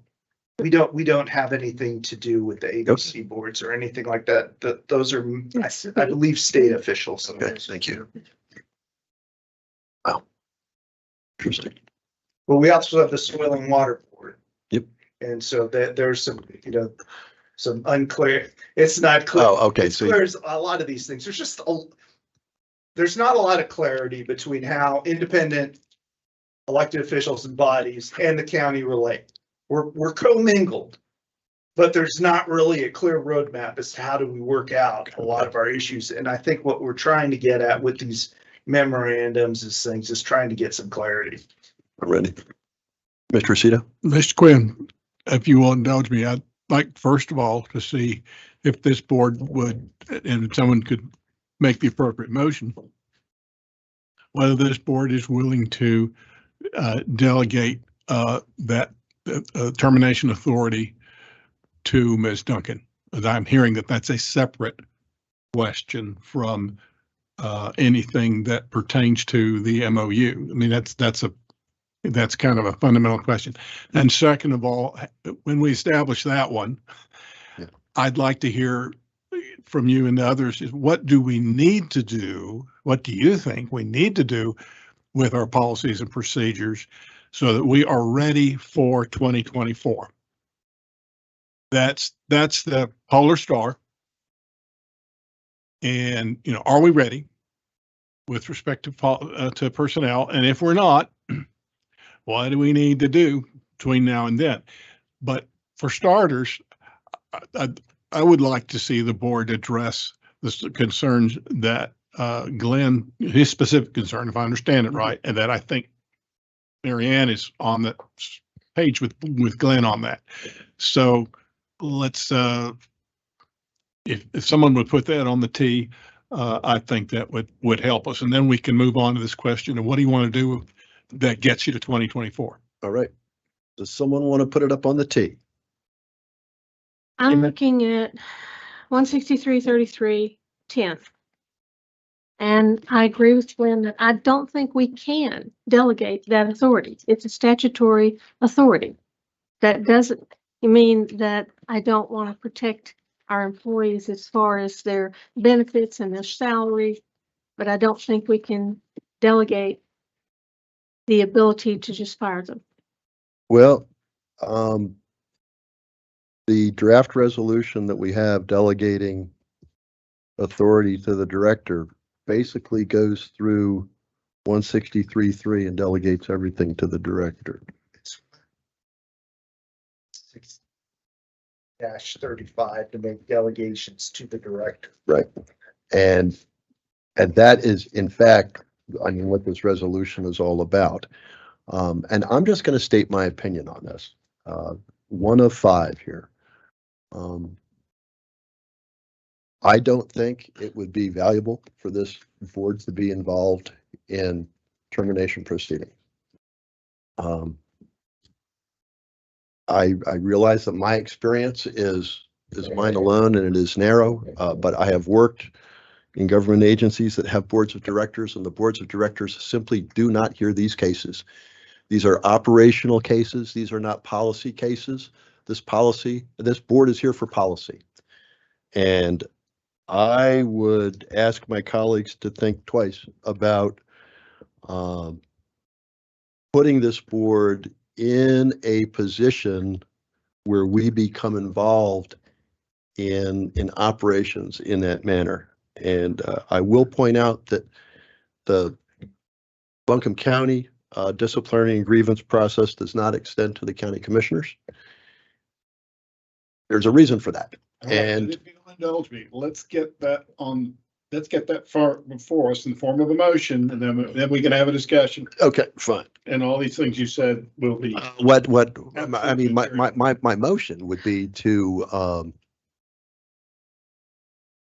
I move that we approve a resolution delegating authority to the director of the Buncombe County Board of Elections as outlined in the document before you. And that includes paragraph 1I that says pursuant to NC General Statute, Section 163-3310, authority to hire, discharge, and supervise all employees of the Election Services Department. As a friendly suggestion to the motion maker, Thank you, sir. would you consider limiting the motion to the one question that Mary Ann and Glenn seem to have raised? And then let's come back to the broader, because we probably have a few other things to pick at in there. All right, then, You know, then I will refine my motion if I may. Thank you. I move that we approve the resolution delegating authority to the Director of the Montgomery County Board of Elections as outlined in the document before us. And with respect to item 1I, include the authority to discharge employees. And now, is that specific enough? Because that seems to be the nexus,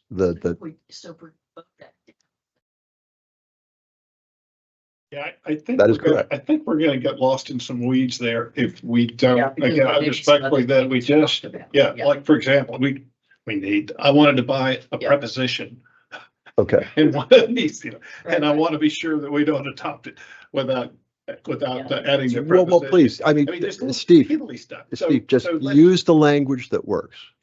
Sure, but would you consider? And of course, you know, we have two members here who can make a motion as well. Yeah, and that the issue to focus on at the moment is directors authority under section 3310 employees, those which the board has discretion over. That is, you know, that are not under the statutory scheme of election officials and are not under the statutory scheme of the director herself. But, you know, everybody else who is employed, the question is, should this board reserve to itself I'll just make the motion. Good, thank I'll you. just make the motion. And, you know, and then, which is not to say that I support it or don't, you know, I Right. want to have a discussion, so I'll just Thank make the motion. Thank you. And as I understand it, and I would invite Glenn and Mary Ann to mess with it. So the motion is that the board's authority, any authority delegated to the director with respect to 163-3310 not include the authority to terminate employment. No, What am I missing? well, I would just limit it to granting the authority under Make the 30. motion, make the motion. Okay. Yeah, don't make me commit this. Okay, Don't make me jump in it. That- Make the motion. the way I would make the motion to grant to the elections, director of elections, all authority set forth under 163-33 subsection 10, with the exception of the discharge or removal of any permanent full-time employees of election services. And for those employees, the board will make the final decision as to whether those employees should be involuntarily terminated or removed from employment. All right, there is a motion before the board. Do I hear discussion? AK. Email. Thank you very much. You don't have to mention that other stuff. Well, in discussion, yes, 163-35 does allow us to delegate, but it also says such a resolution shall require adherence to the duties delegated to the County Board of Elections pursuant to 163-33 within the limitations imposed. And it says, provided that the board shall not delegate to the director of elections any of its quasi judicial or policy making decisions or authority. Right. Right. And I see this falling under that. No, this is neither. This is neither policy. I mean, It's policy. adopting a resolution is policy, but dealing with personnel issues is not. Personnel issues are operational issues. They are not policy issues. And that includes hiring and firing. They are just not policy. Certainly, we can adopt a policy with respect to those issues, but generically, they're not until we make them one. Right. Is what I'd understand. Well, this And motion sort of makes them one. If we vote for it, right? right. Which, you know, I think I'd have to say that I'm. You're right about that. That at this point, with not having to vote on this, that I see it as operations too, and I'm really worried about getting into the weeds of personnel in an area that really, number one, I don't have the expertise for. Number two, I don't know why I would have the responsibility for that when those people are county employees. I mean, they get their paychecks from them. They have the benefits with this MOU.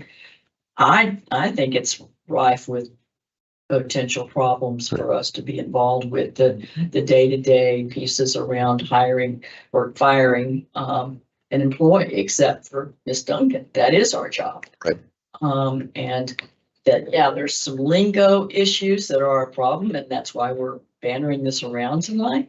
No doubt. I wish it was clearer in the statutes and all of that, but you know, we get to make a decision on this board about how we manage this, and I would probably have to land with Chairman Quinn on this when we get ready to vote.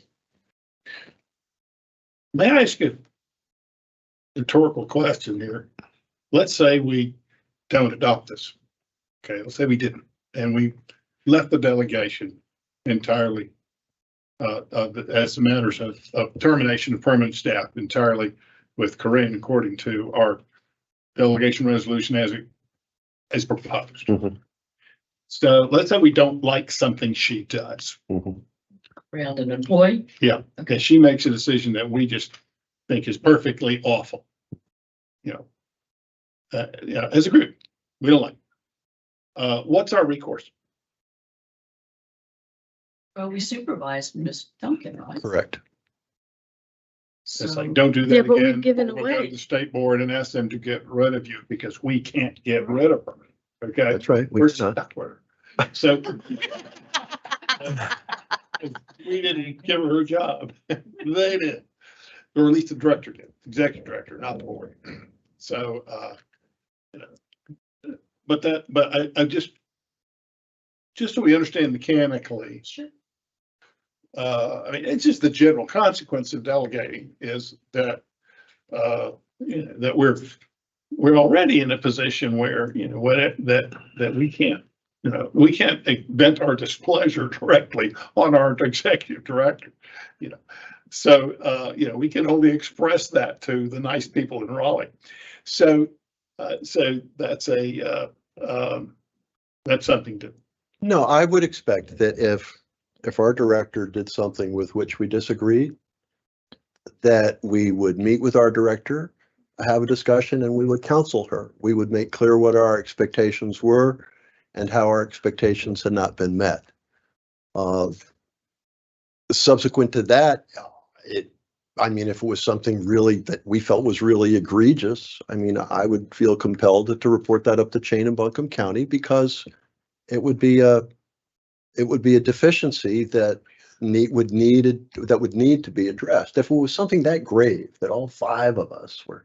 Would we be in a position, I'm asking again rhetorically, would we be in a position to reverse a decision of our director? I don't believe so. Not if we have delegated the authority and that authority has been used Just so in a we're manner clear. consistent with the delegation, So then we're clear. that card laid, card played. Well, Mr. Quinn, one thing that I want to bring up is when we look at this resolution and then we look at this memorandum, we're already looking at the language in the memorandum and saying, maybe we could have clarified that better. When we look at this delegation, what I don't see is Director Director Duncan's name. Now, that's pretty much my issue with this because I have great faith in what Director Duncan does do and will do. But that changes overnight, and this is still in force until we meet and make a change. Yes, we can meet and make a change, but it's still in force until then. And I don't like putting things in force that are going to possibly. As Director Duncan reminded us, the delegations and the position description are forwarded to the State Board of Elections in support of Corinne M. Duncan being the director, not anybody else. These are delegations to the position that she occupies. Having been someone who has had numerous delegations of authority in a public agency in the past, I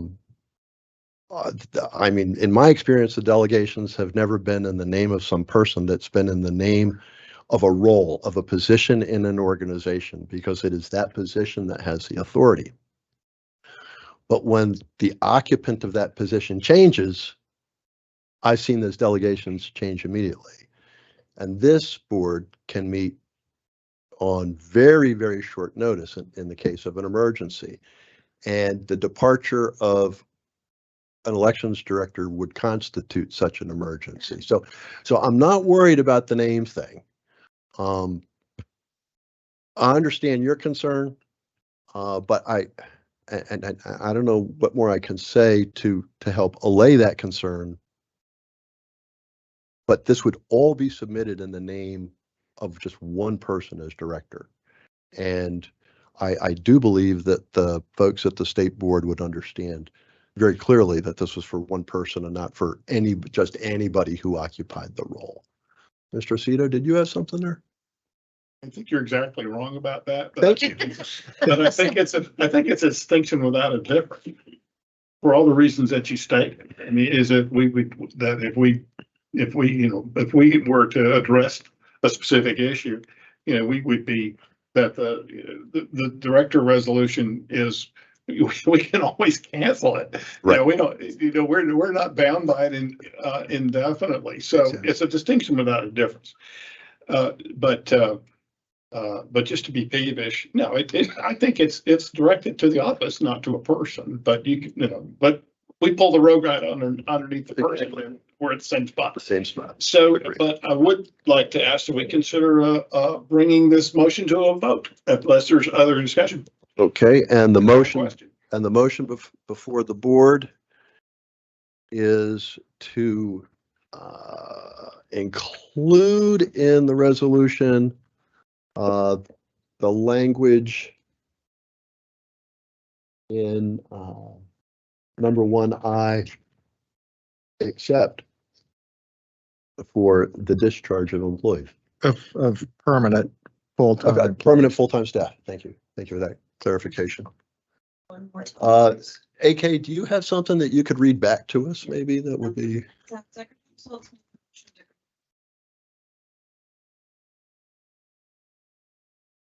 Exception of the discharge or removal of any full-time employees, and for those employees, the board makes the final decision of involuntary firing. I sort of lost it around there, so that might not have been. Involuntary termination or removal.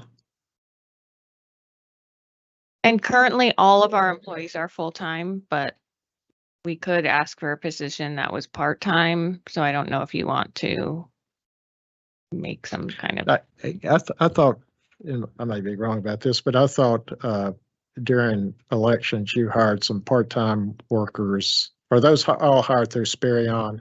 So they're, Okay. well, that can raise another And those issue. are all but- poll workers, which would be under this, the statute we discussed, wouldn't it? No, there's poll workers And- statute, and then there's in-house temporary seasonal staff. I know, but aren't the poll workers, would they be covered the same as the judges? Because we don't, Yes. because we don't, we have to approve judges, but we Yep. don't approve poll workers. To remove those, it's the hearing process. I also wanted to say to Mary Ann's point that it's easily fixable, that you can put in this resolution that it's to the person appointed as director on such and such a date. Yeah. Anyway, there is a motion before the board. Thank you, Ms. Moore, for reading that back to us. Okay. So are we saying, is the motion to that we retain the capacity as a board to be involved with termination of employees? Yes, that is the motion. If you vote for the motion, then what you're voting for is to grant Ms. Duncan all of the authority in subsection I, with the exception of the final decision regarding termination or removal of permanent full-time employees of election services. If you don't want to do that, then you vote against the motion. Right. All right. There is a motion before the board. All those in favor of the motion, please say aye. Aye. All those opposed to the motion, please say nay. Nay. The motion fails 2-3. So, moving right along. Thank you very much for the conversation. And it helped. It was extremely helpful. Thank you. As always, you all drill down into things and I've Yes, indeed. So now we're back to the full resolution. Does anyone have any questions or issues about any other elements of the proposed resolution delegating authority to the director of the Mountain County Board of Elections? May I please buy a preposition? What do you call that? Is it preposition or not? Well, okay, in 1A, represents the BCBOA as department head of Mountain County Election Services in accordance with 16335D and this resolution. Is that a preposition? Oh, no, that's a conjunction. A conjunction. And you just want to move it. It's there, but it's just not in the place we want it, in accordance with NC Gen That won't cost statute anything. and this resolution. I think we can move those three letters. A typo. Yeah, okay, and there may be others, but that was the only one I saw.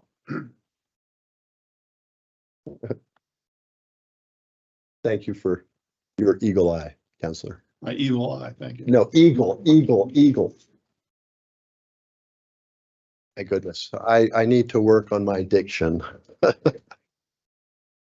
Okay, colleagues, hearing that no one has any more questions or issues, I move that the board approve the resolution delegating authority to the director of the Mountain County Board of Elections.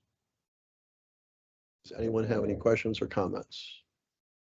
All those in favor of the motion, please say aye. Well,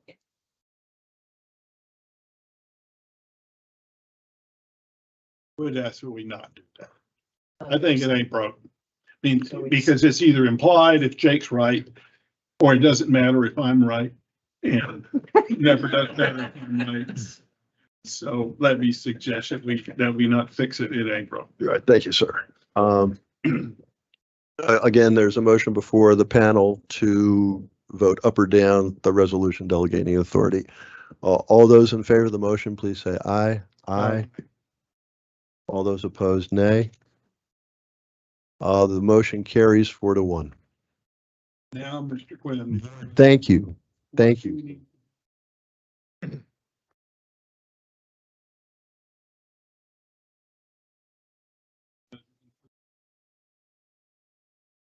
Is there anything else we need to think about? If this board would like to revisit the MOU, I'd be happy to put that on the agenda for the next meeting. We do have 2 new members who were not involved in the discussions when we first approved the MOU. So if nothing else, it would, I think, help new members as well as members of the general public who hadn't been at those sessions understand what all is this I will entails. participate remotely, but I will literally be sitting in an air. It's the whole thing gets canceled for some reason, so my apologies. You will be missed. You will be sorely missed. Make a suggestion that, Please. that you all either say that you all are going to be at least until you revise the MOU, so that there's no confusion that you all will be following county policies until you decide otherwise. Like personnel policies until you decide otherwise, so that we don't have, so that there's no confusion. But that still gives you the ability to change and amend the MOU. But I think some of the issues that you've all brought up, I think it would be helpful for everybody to make sure that there's some action that you all have.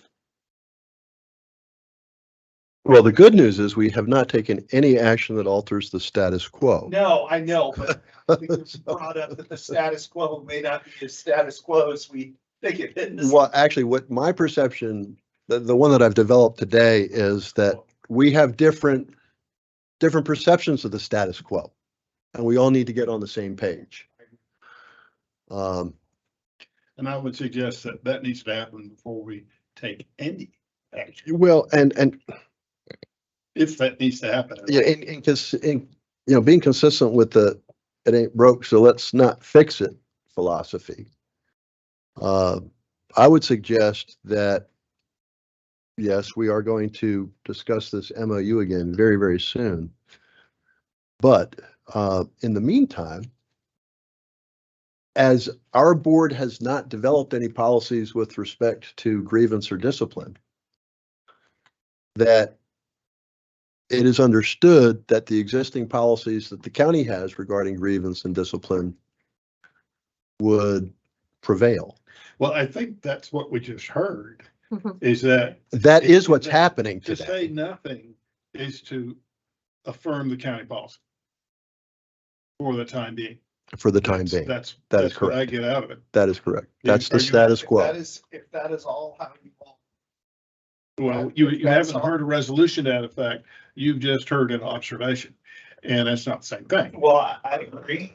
He's looking for a resolution. And I don't want to give him, so. I just want to make sure that if tomorrow there is an issue that, Well, I would assume this, This percentage. this resolution would cover that.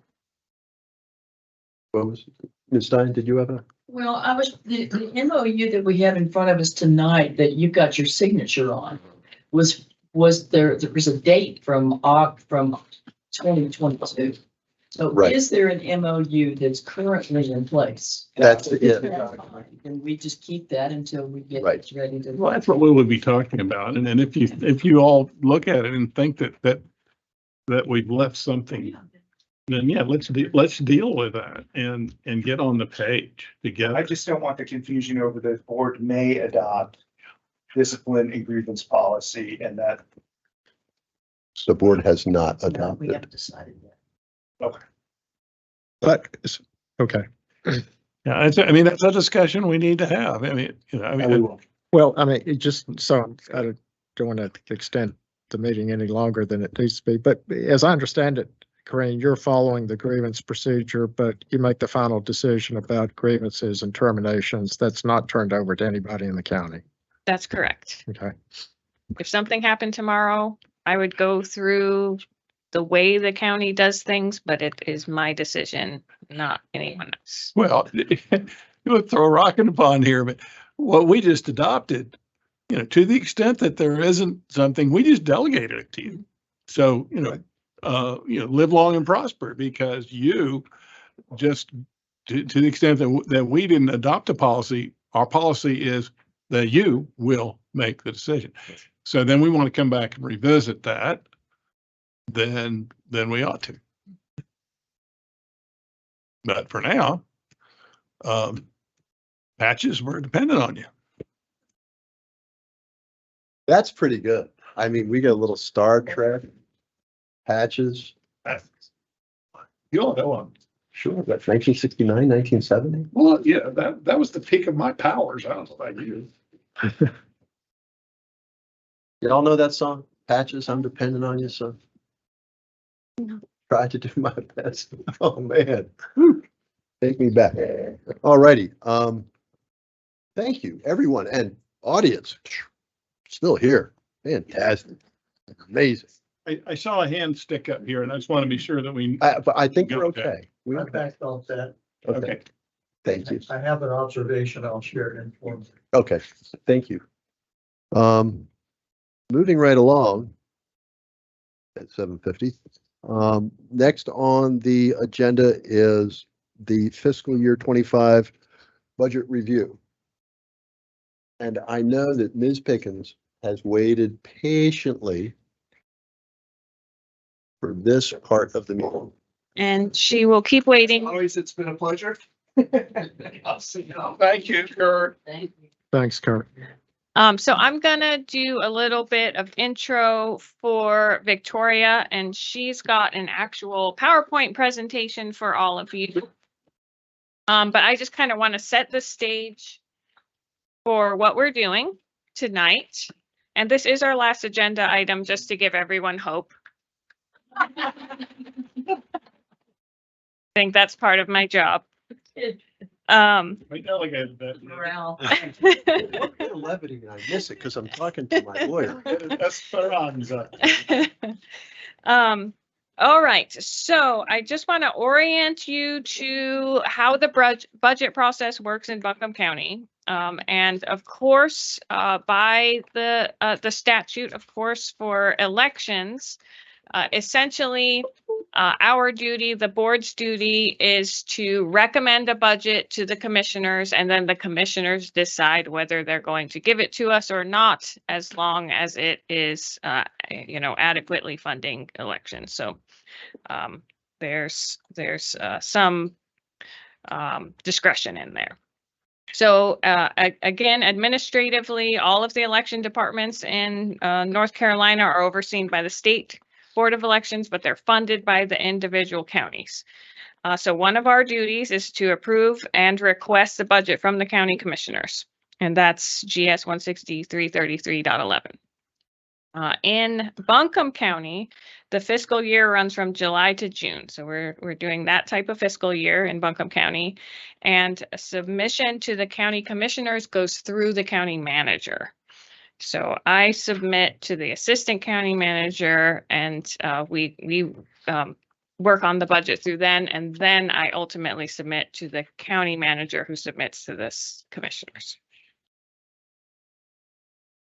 This takes several rounds, so I'll talk about the schedule and why we're working on it, and why it's important that we work on it now and finish before January 16th.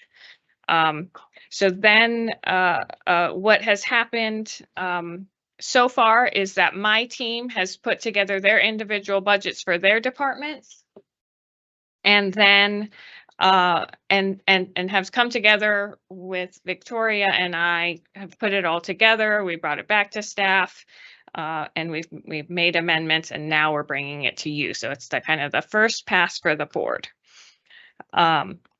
And so what we're looking for from you is to, show you what we've done, and then get input, make adjustments if we need, bring it back to you and for hopefully final approval on the 9th. If not, we could come back on the 16th if more adjustments need to be made. And why I'm hoping for that schedule is because on the 22nd is when I start the process with the county.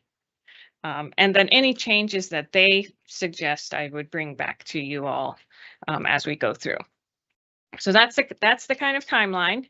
The county also divides the budget into 4 different categories: operating, personnel, capital, and then there's a non-discretionary category that's for the countywide shared expenses. So we are not requesting any personnel in this budget, so you don't have to worry about that.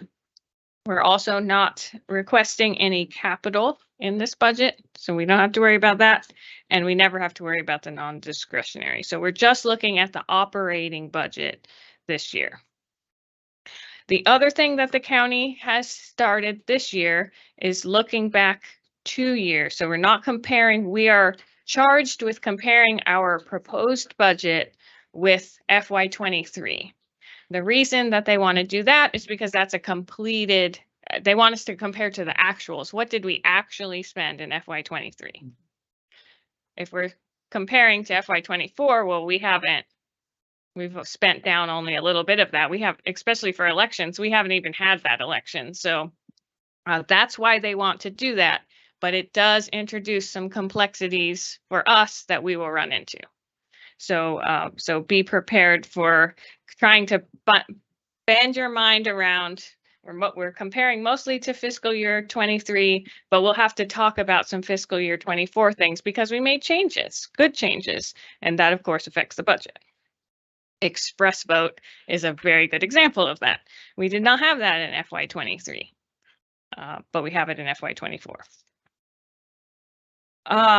So we are requesting almost $2 million. And this is bigger than FY23. And the long and short of it is that it's bigger because it's a presidential election. We're going to have higher turnout. So that just means we need more stuff. We need more early voting locations. We need more ballots compared to FY23, which was a midterm general election. We also had redistricting, which means we have to send out cards to 206,000 people, and that costs money. How much? 60,000. Is that every time we do a mailing? Every time we do a mailing, it's $60,000. How many mailings are you projecting for the next fiscal year? So for the next fiscal year, I'm hoping just one. Good. The school board, proposal to look into changing how the school districts are put together. I'm sure there's a more elegant way to say that. That would affect fiscal year 25. No. Yes, fiscal year 25, which is this budget. Sorry, I already messed up the fiscal year thing. The redistricting that we're doing now is fiscal year 24, which was not budgeted for. So we have to ask for that money. We are budgeting another redistricting because we're anticipating the school board change, having to do another mailing. In 2020, we hoarded a ton of supplies.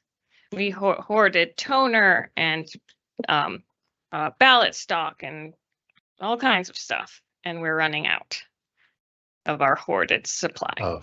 So we're going to have to order some supplies. There are some changes from Express Vote, and Victoria's going to go into details on all these, but I just kind of want to give you a broad idea. Express Vote, so we need the new type of ballot stock because we don't have any of that. And then, like we discussed in last year's budget, it increases our maintenance agreement because we have more machines. Then we have two new projects. We will be asking for a poll worker pay increase and some money for extra above and beyond staff training. So those are the only two new things. So we're not asking for any giant projects like we did last year with the capital improvements. So like I said, the board is responsible for overseeing the operations portion of the budget. But there are some other things that I thought you would be interested in, which are the new position that we requested last year. We had to, as a negotiation, we got the position, but we weren't allowed to start it until February. And so that is coming up, and that will benefit us in FY25.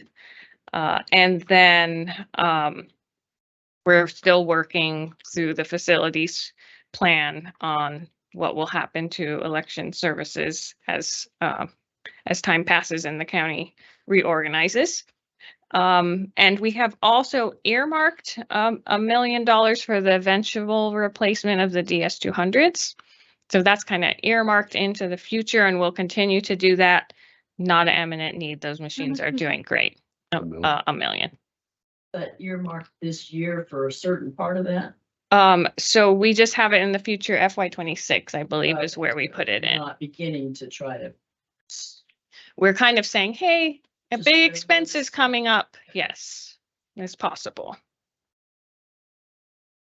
So with that, are there any questions before I turn it over to Victoria to do details? You mentioned two things. One was the poll worker increase, and then you said something else I didn't.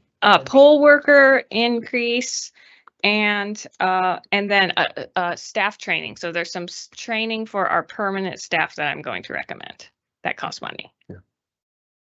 Are you raising poll worker pay $1 an hour or what? Victoria will tell you that in a moment. Sorry.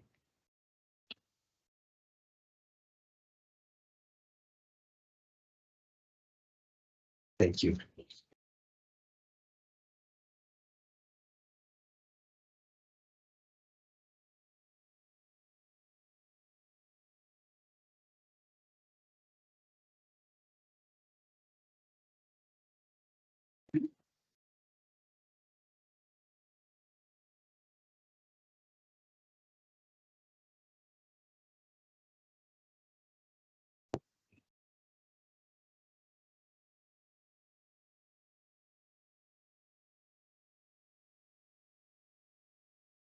Oh, right. That makes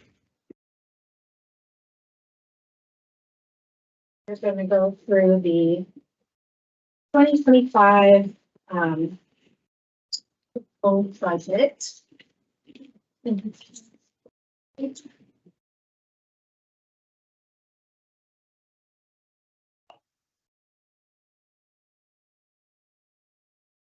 Okay, so we're going to go through the 2025 proposed budget. Next. So we are requesting just under $2 million, and this is for the operating budget. And this next representation is the budget and actuals for the past 2 fiscal years. So the gold, which doesn't look gold over here, but the first 2 columns, lavender. Oh, dang it.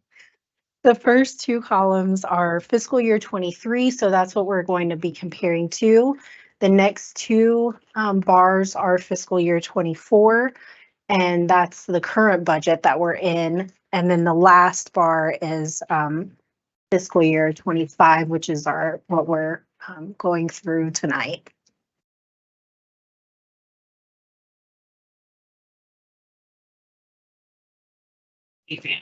Oh, thank you.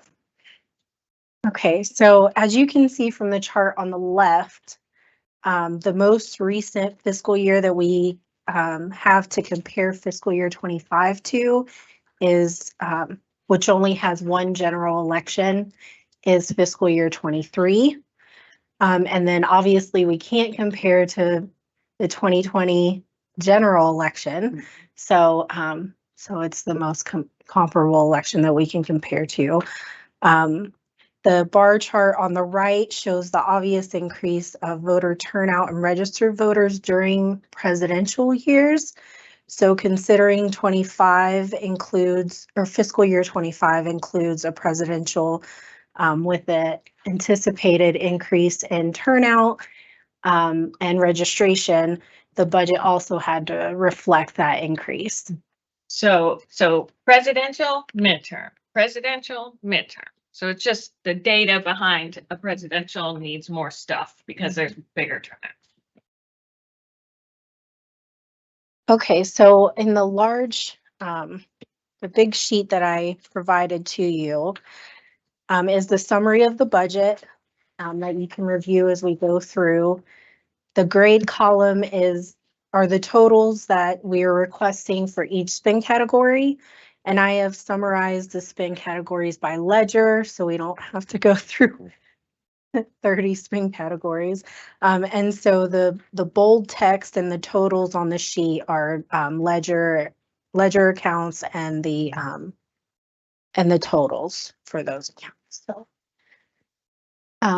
So this chart here is our budget by program. So in fiscal year 23 or 21, we began budgeting by program. So it's taken some time to get a good handle on it, but we're at a good place now where we can accurately report our spending and budgeting by program. And so this is what that graph represents. And so it's a fairly even split between election day and the early voting program. And I think at least one member would like to point out the Board of Elections. Yeah. We didn't forget you guys. 1% of 0.5% of the county. Okay, so we can now get into our request. So our first ledger is uniforms. And these ledgers might seem weird, but these are the county categories. Right. So, you know, we're not highlighting our uniform category. Like, it's just how the county does it. Sure. So the uniform ledger encompasses the teamwear for staff and cleaning aprons after election day and early voting. So in fiscal year 23, we purchased new aprons for chief judges and assistants, which is the cause of the decrease from fiscal year 23 to 25. So now we're just budgeting for teamwear and laundering the aprons after the election. That. So the next ledger is the travel and training ledger. And this is the one that Corrine mentioned, that we are budgeting to send our newest staff members to Election Center, which provides training to election officials. And it's the only program that is offered that provides higher training in elections. So that's what the majority of this budget is. But another contributing factor of the increase is that in fiscal year 23, all state conferences were virtual. So we were able to we were able to provide training to the board and staff for $400. Everyone was able to attend training. So obviously it's higher for in-person training, which it will be in person in August. And then we also have more staff than we had in fiscal year 23. Okay, so moving forward. Yeah, airfare and the pieces there, approximately how many staff are you looking at? So for the 25,000 would be, oh gosh, I should have written that down. I could count on my fingers. I think, well, it's all staff except for four. Yes, all staff. All staff, except for the ones who are already certain. Yeah. So I think that comes out to 8. I want to say. Yes. 8 staff. Yes. Because we will have 12 when we hire the new person. Right. Airfare's only 3,200. So for the election center training, the ones that is mentioned in the 25,000, that is in Raleigh. So that's another reason why we want to take advantage of the opportunity, because they can knock out 4 classes all at one time in Raleigh. So there's no airfare. The airfare is for the graduation. We have Devin will be graduating from Election Center. Why are we flying to graduation versus? So the conference is where you graduate, and the conference will be in Detroit this year, I believe. Okay, so moving on to rent and lease ledger. So this is where we pay our early voting and election day sites that are not tax supported. And so we will have more early voting sites in 2024 than we had in 2022. And so we've added more funds to pay for those sites. Okay, an office expense ledger. So this is where the redistricting mailings come out of. So that's going to be about 56,000. And that is the, oh gosh, the mail management and postage categories that you'll see on the long white sheet. And so as Corrine mentioned, we're required to mail out voter cards whenever districts are changed. And so we'll be doing, we'll be sending out another mailing after the county schools change, which will be in fiscal year 25. This ledger also includes printing, which printing and paper costs have increased. And then we also need express vote ballot stock, since we have more express votes. And this is also where we pay for our pre-printed ballots. Just the ledger it comes out of. And moving forward to maintenance and repair. So this ledger decreased because in fiscal year 23, we replaced the batteries in the DS200, and the batteries need to be replaced every 3 to 5 years. So besides that, we in this year's budget, we have maintenance of equipment such as the plotter, the warehouse lift, all the things that we need to run the election. And then also we have some funds in there for repairs and upgrades to election day sites in case we need to make some ADA upgrades and any upgrades that we may need to our office building.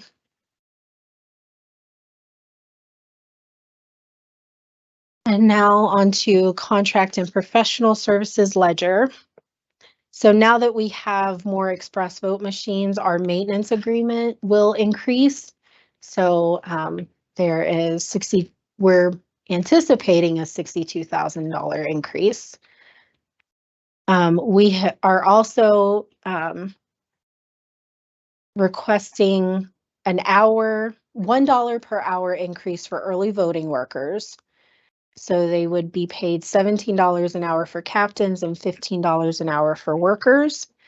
And we're also requesting an increase for election day staff. So it would be $50 additional for chief judge, $35 for party judge, and $30 for assistants.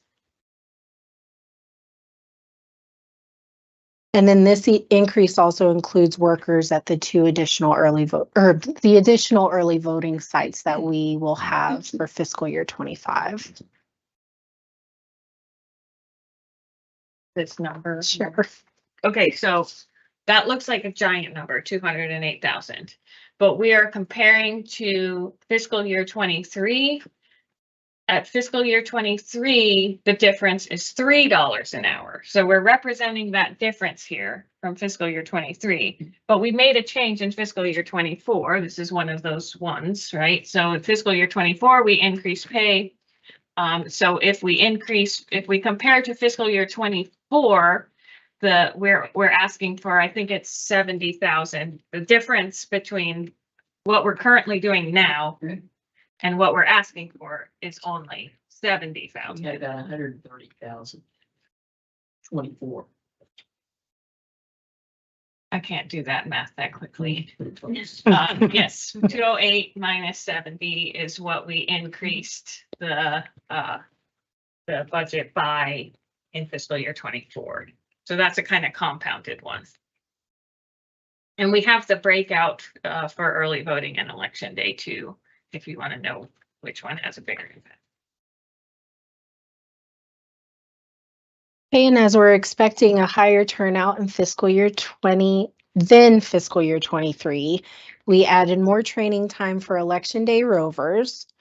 We've also added 10 election day night rovers to assist sites with closing, and also it will help the results to come in sooner. And we have also, we're budgeting for more early voting call center workers since we'll have more early voting sites. and then some more poll workers and a couple of more in-house staff. And so we now have a dedicated recruiter to reach our seasonal staff budget. So in the past, we have budgeted higher than that 904 actual, but we were never able to meet our goal. So we're hoping that we'll be able to meet, hire all the folks that we want to hire in the time that we have budgeted them to come in. So, and it's also possible that we won't meet that budgeted amount. Yeah, and as you can see, we're asking for 2 million, and this is more than half of that. This is our biggest category, and small tweaks do make a difference. So moving on to advertising. So this is another example of a place where we had a goal and we were not able to reach it because we were limited with the staff that we have. So we have always budgeted this amount for advertising, and we were just we're never able to meet the goal.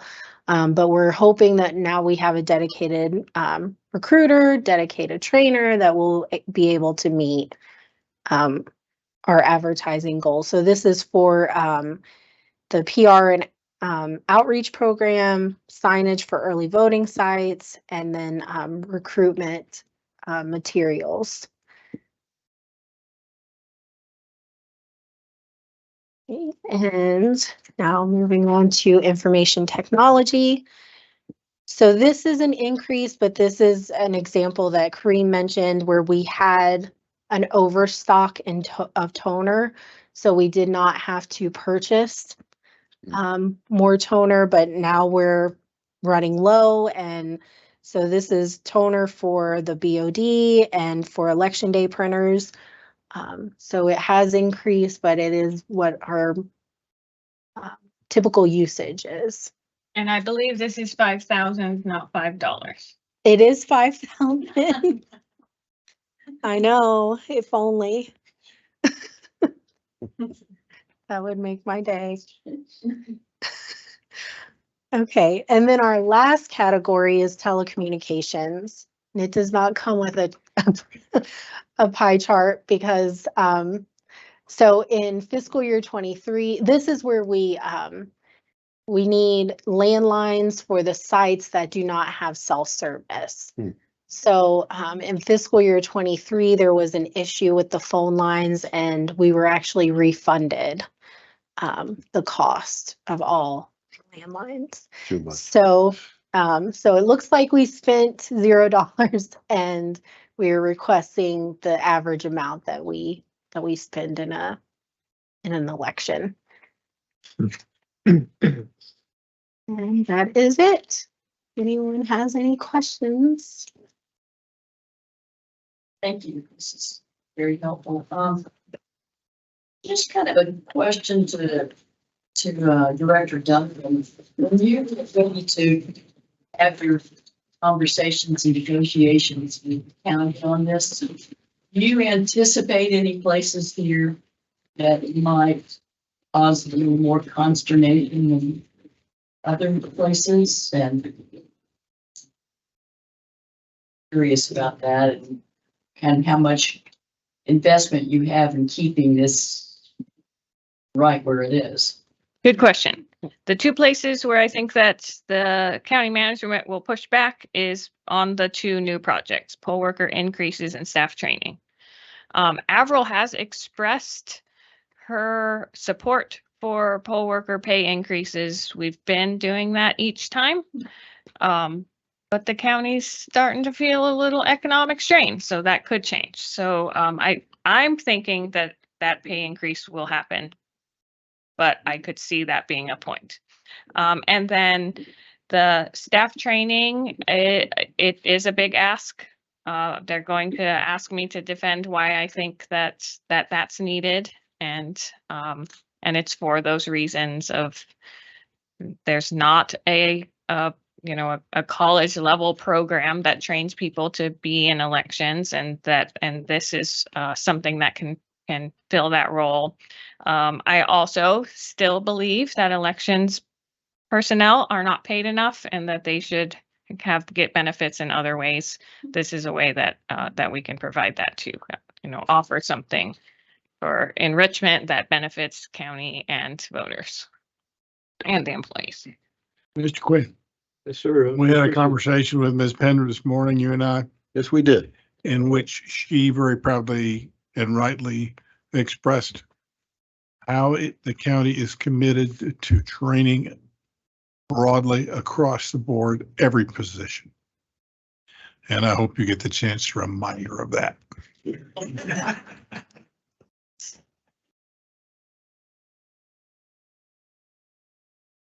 Thank you. And this format, I think this is the easiest budget comparison I've ever experienced in my entire little bitty life. Especially the way you put the comments. I mean, my goodness, this is like, Thank you. thank you so much. This is just great. And I want to once again endorse and praise this budgeting by program, because it takes numbers and gives them a context that makes sense. What did we spend this on? Oh, we spent it on early voting. It just helps tremendously. And I would hope that it helps folks in county management and members of the county commission understand exactly how all this stuff fits together for us. So I share Mr. Aceto's. We were lectured on this, that everybody right down to the solid waste workers. She said that 3 times. They're all trained and we all have this. And I thought this is wonderful.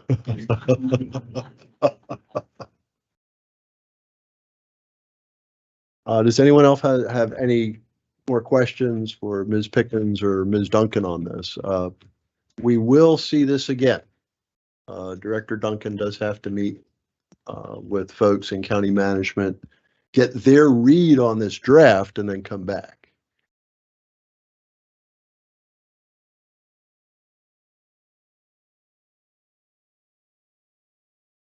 Yeah, the tough thing about 24 is all we had was the municipal elections that were.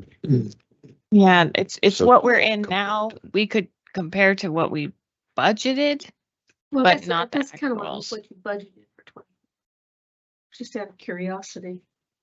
I realize it's gonna be Yeah. a down number, but it gives us an Yeah. idea of what the up and down in the budget is. So you would want it in this spreadsheet. It's only half a year. But I understand. The actual. The budget. The budget. The budget would be what they budgeted for the entire year.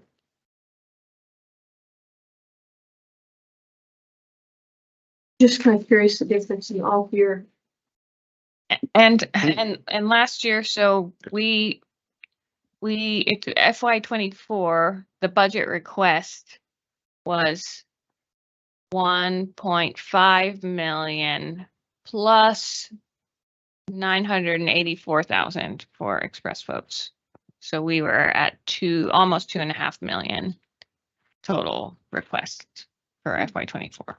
Just keep the capital segregated from the Yes. operations, and it makes more sense.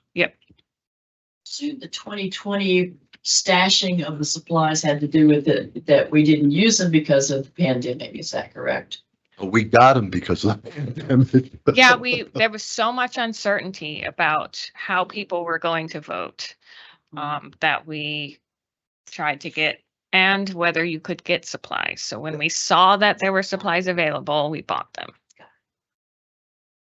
You still have cartons and cartons of hand sanitizer over at the warehouse? That has expired, Oh, but yes, we did. We had a lot of hand sanitizer. Most of that was donated. right. And all the pens we don't need now that we have Express Vote. Ms. Pickens, thank you. Thank you for working on this. Budget's tough.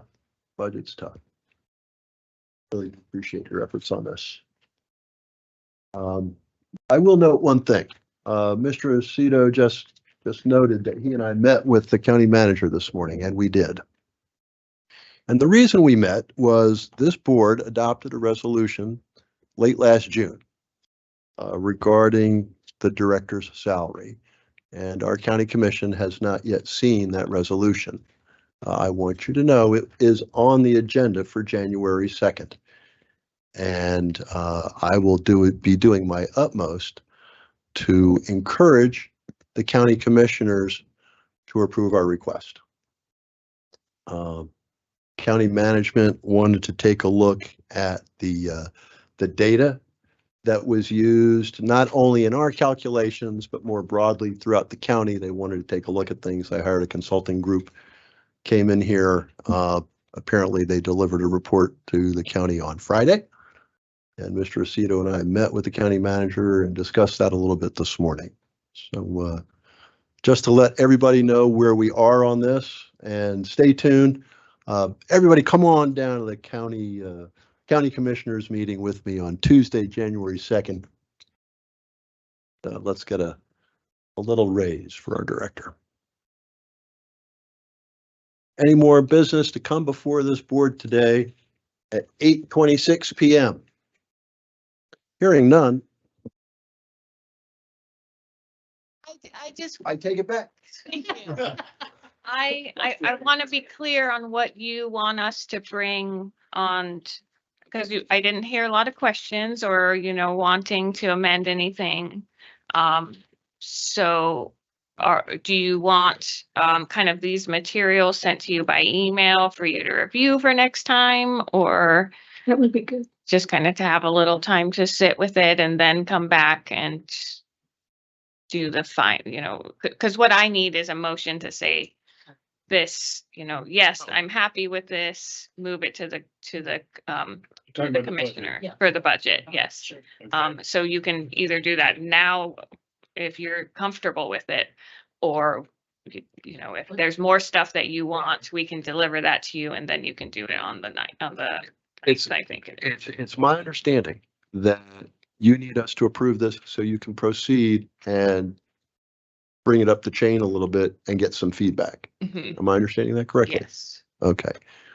That being the case, I would make a motion that we approve the draft budget for you to discuss with county management.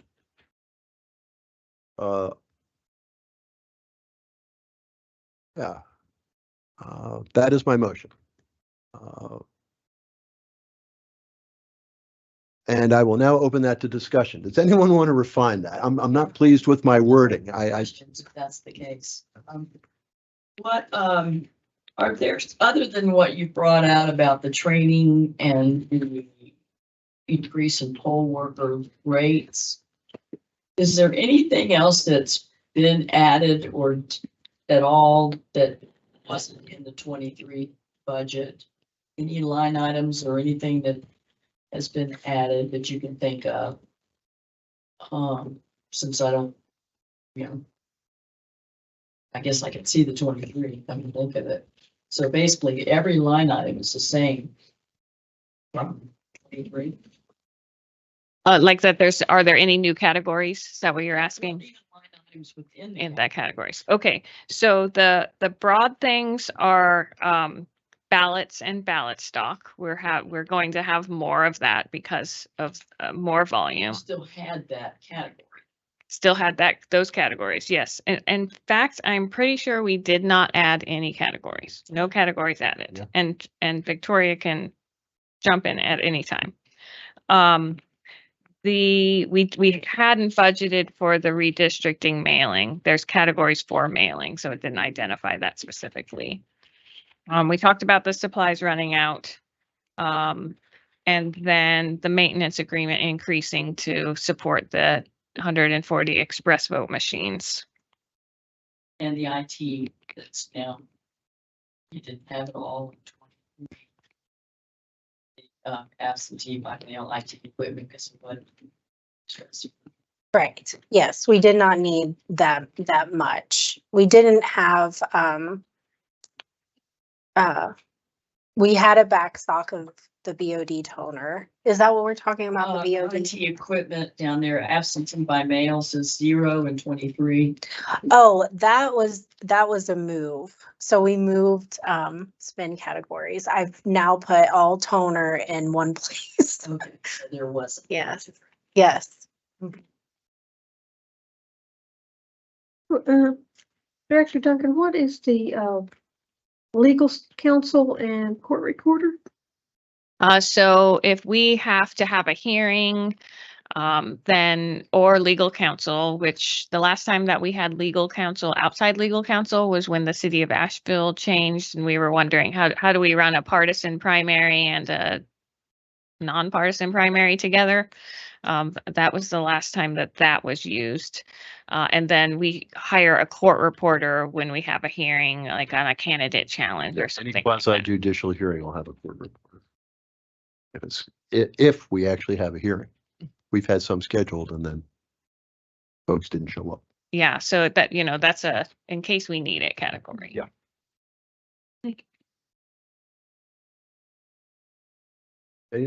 Any other questions from my colleagues? Again, this is for Director Duncan to start the discussion with county management. And, this is what she wants. It'd be wonderful if she got everything she wanted, but she's already cautioned us that probably won't occur. So again, I would like to make a motion that we approve this draft budget for Director Duncan to send up the chain in Buncombe County and begin the discussion for the upcoming fiscal year. All those in favor of that? Please say aye. Aye. All those opposed, nay. Thank you. The motion carries 5-0, and you may discuss this now with your supervisors. Thank you. I'm going to ask again at 8:32 p.m. if there's any more business to come before this board. Mr. Black. Thank you. The next meeting is scheduled for Tuesday, January 9th. At 5:30 p.m. And unfortunately, Mr. Aceto will not be with us physically, but I know he will be with us in spirit. 5:30, right? 5:30. But I'm taking a step back on this one real quick. What do y'all think? What does staff think? What does the boss think? Fearless leader, what do you like, a 3:30 or 5:30 for a January 9th meeting?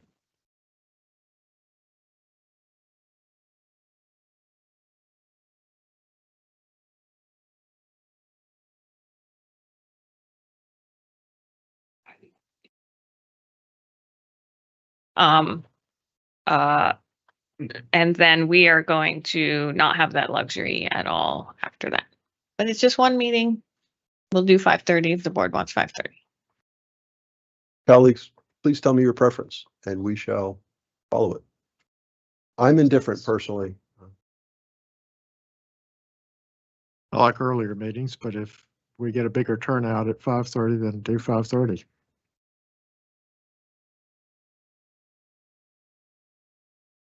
Mr. Aceto won't be here, so he's keeping his opinion to himself. I say it might be better 5:30 just because I will have been early. Oh, heavens, yes.